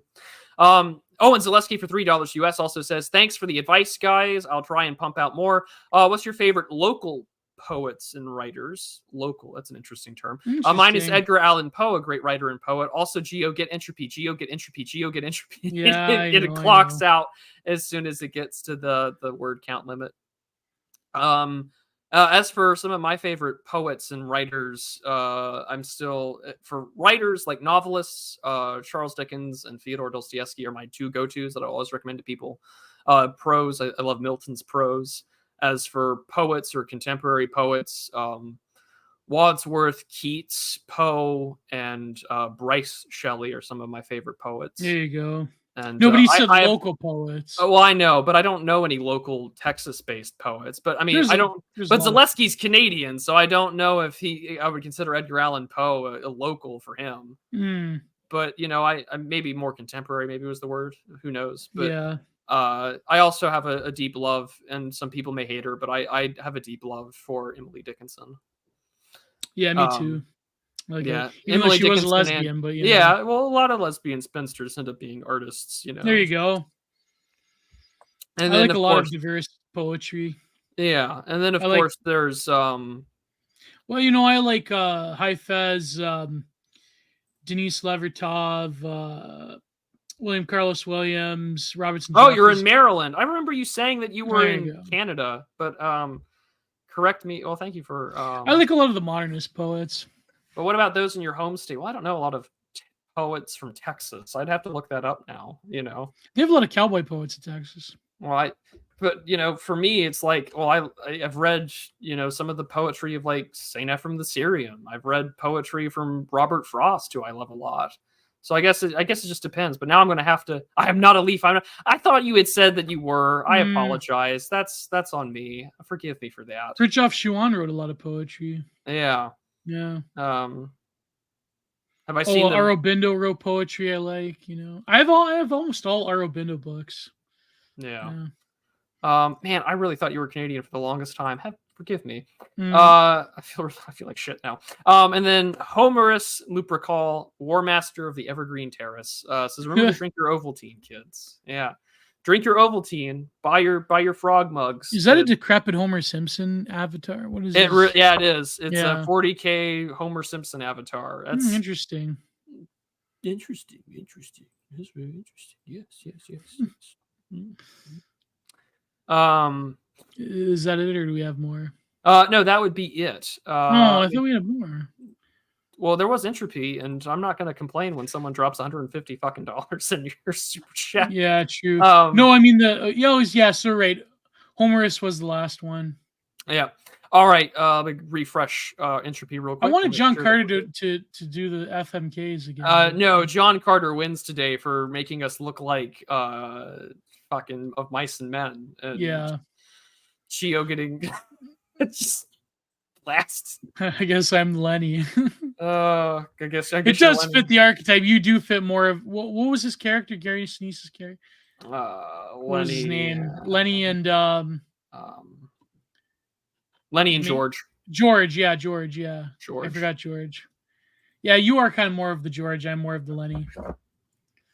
Yeah. Down plan. Lisa needs braces. Down plan. Lisa needs braces. Oh, yeah, you don't get that reference, Pooh. That's no, I don't. I'm going to assume it's a Simpsons one. Yeah. Lenny was also an incel. There you go. That's true.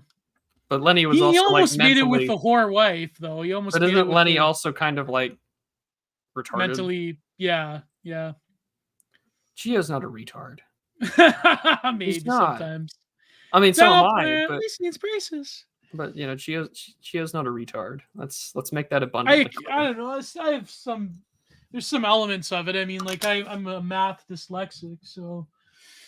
If anything, Gio, it's more like this. There you go. Please be patient. I have autism. Yeah, please. There you go. Yeah, I heard that they finally melted the statue, which is unfortunate. You know what? Yeah. Lenny was mentally Canadian. I should just make a video on that Lee Fang. You should. You could have a solo variety mega show on that Lee Fang thing, or do a short on it or something. Well, because I want to do a solo variety one on reviewing 8mm, but because me and my GF were talking about it, how it's sort of like is the like the decline of the Wasp, but then like I think like I could do like because I know people really like the standalone videos. So They are good.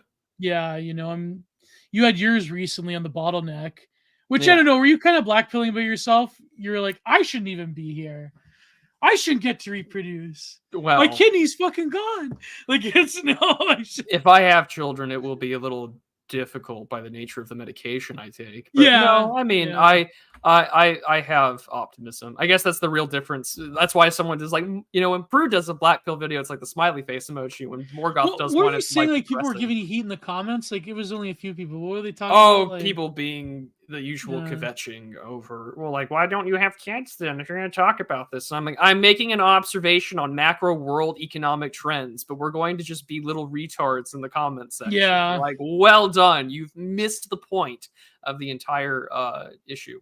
There's But, like this one person on Twitter is like, how can you talk about aesthetics when you're fat and ugly? It's like, well, I don't know. Gustav Klimt wasn't exactly attractive nor skinny, but he was one of the most sensuous and erotic painters of the 20th century, the 19th and 20th century. So it's like, I don't know, man. Not like it's not like Walter Benjamin was the Western definition of attractive, but that man. You know how many art hosts read Jean-Paul Sartre? Look at him, man. Like, yeah, well, Jean-Paul Sartre's like the ugliest person to ever live, and that dude slayed. I love how Simone de Beauvoir, the birth of radical feminist, like basically was this cuck queen that like got like young college grads. Is the like everyone like everyone's talking about like pinning the weasel with Caroline Ellison. She was the proto Caroline Ellison. De Beauvoir was the first. You want the prefiguration of Caroline Ellison. The crypto scamming. It was Simone de Beauvoir, everybody. Yeah. All right, we've been on for too long. It's been over 3 hours. I will. And see of you course, all... when's Ron Unz gonna go on? They're live right now. Okay, so go on over to Patrick Casey's channel when Pat and Ron Unz are done talking. And then after that, listen to the War Report next week. Next week, Content Minded and Digital Archipelago. We're gonna do the Andreessen Manifesto, and hopefully he will like our show so much that he's willing to give us money. So it's. See Gio's on that. I'm going to tag him. He's a mutual of mine. I'm going to tag him. He follows me as well. We're both mutuals. But you know, Marc and Andreessen, here we go. We're going to shit all over your manifesto. Oh, no, we're going to shit all over it. We're going to read it and talk about it. But also, I will be live later this evening for show number 4 today for me. And we'll be talking about authenticity and American Abasaya with Last Things later this evening. So I will see you all live on Last Things' channel. Later it's 7:30 p.m. my time, 8:30 p.m. Eastern. Until then, ladies and gentlemen, this has been the Digital Archipelago, episode 64. We're optimistic. We're in a good mood. Love you all. Goodbye and take care. God bless. Goodbye. Too sweet. See you, gents.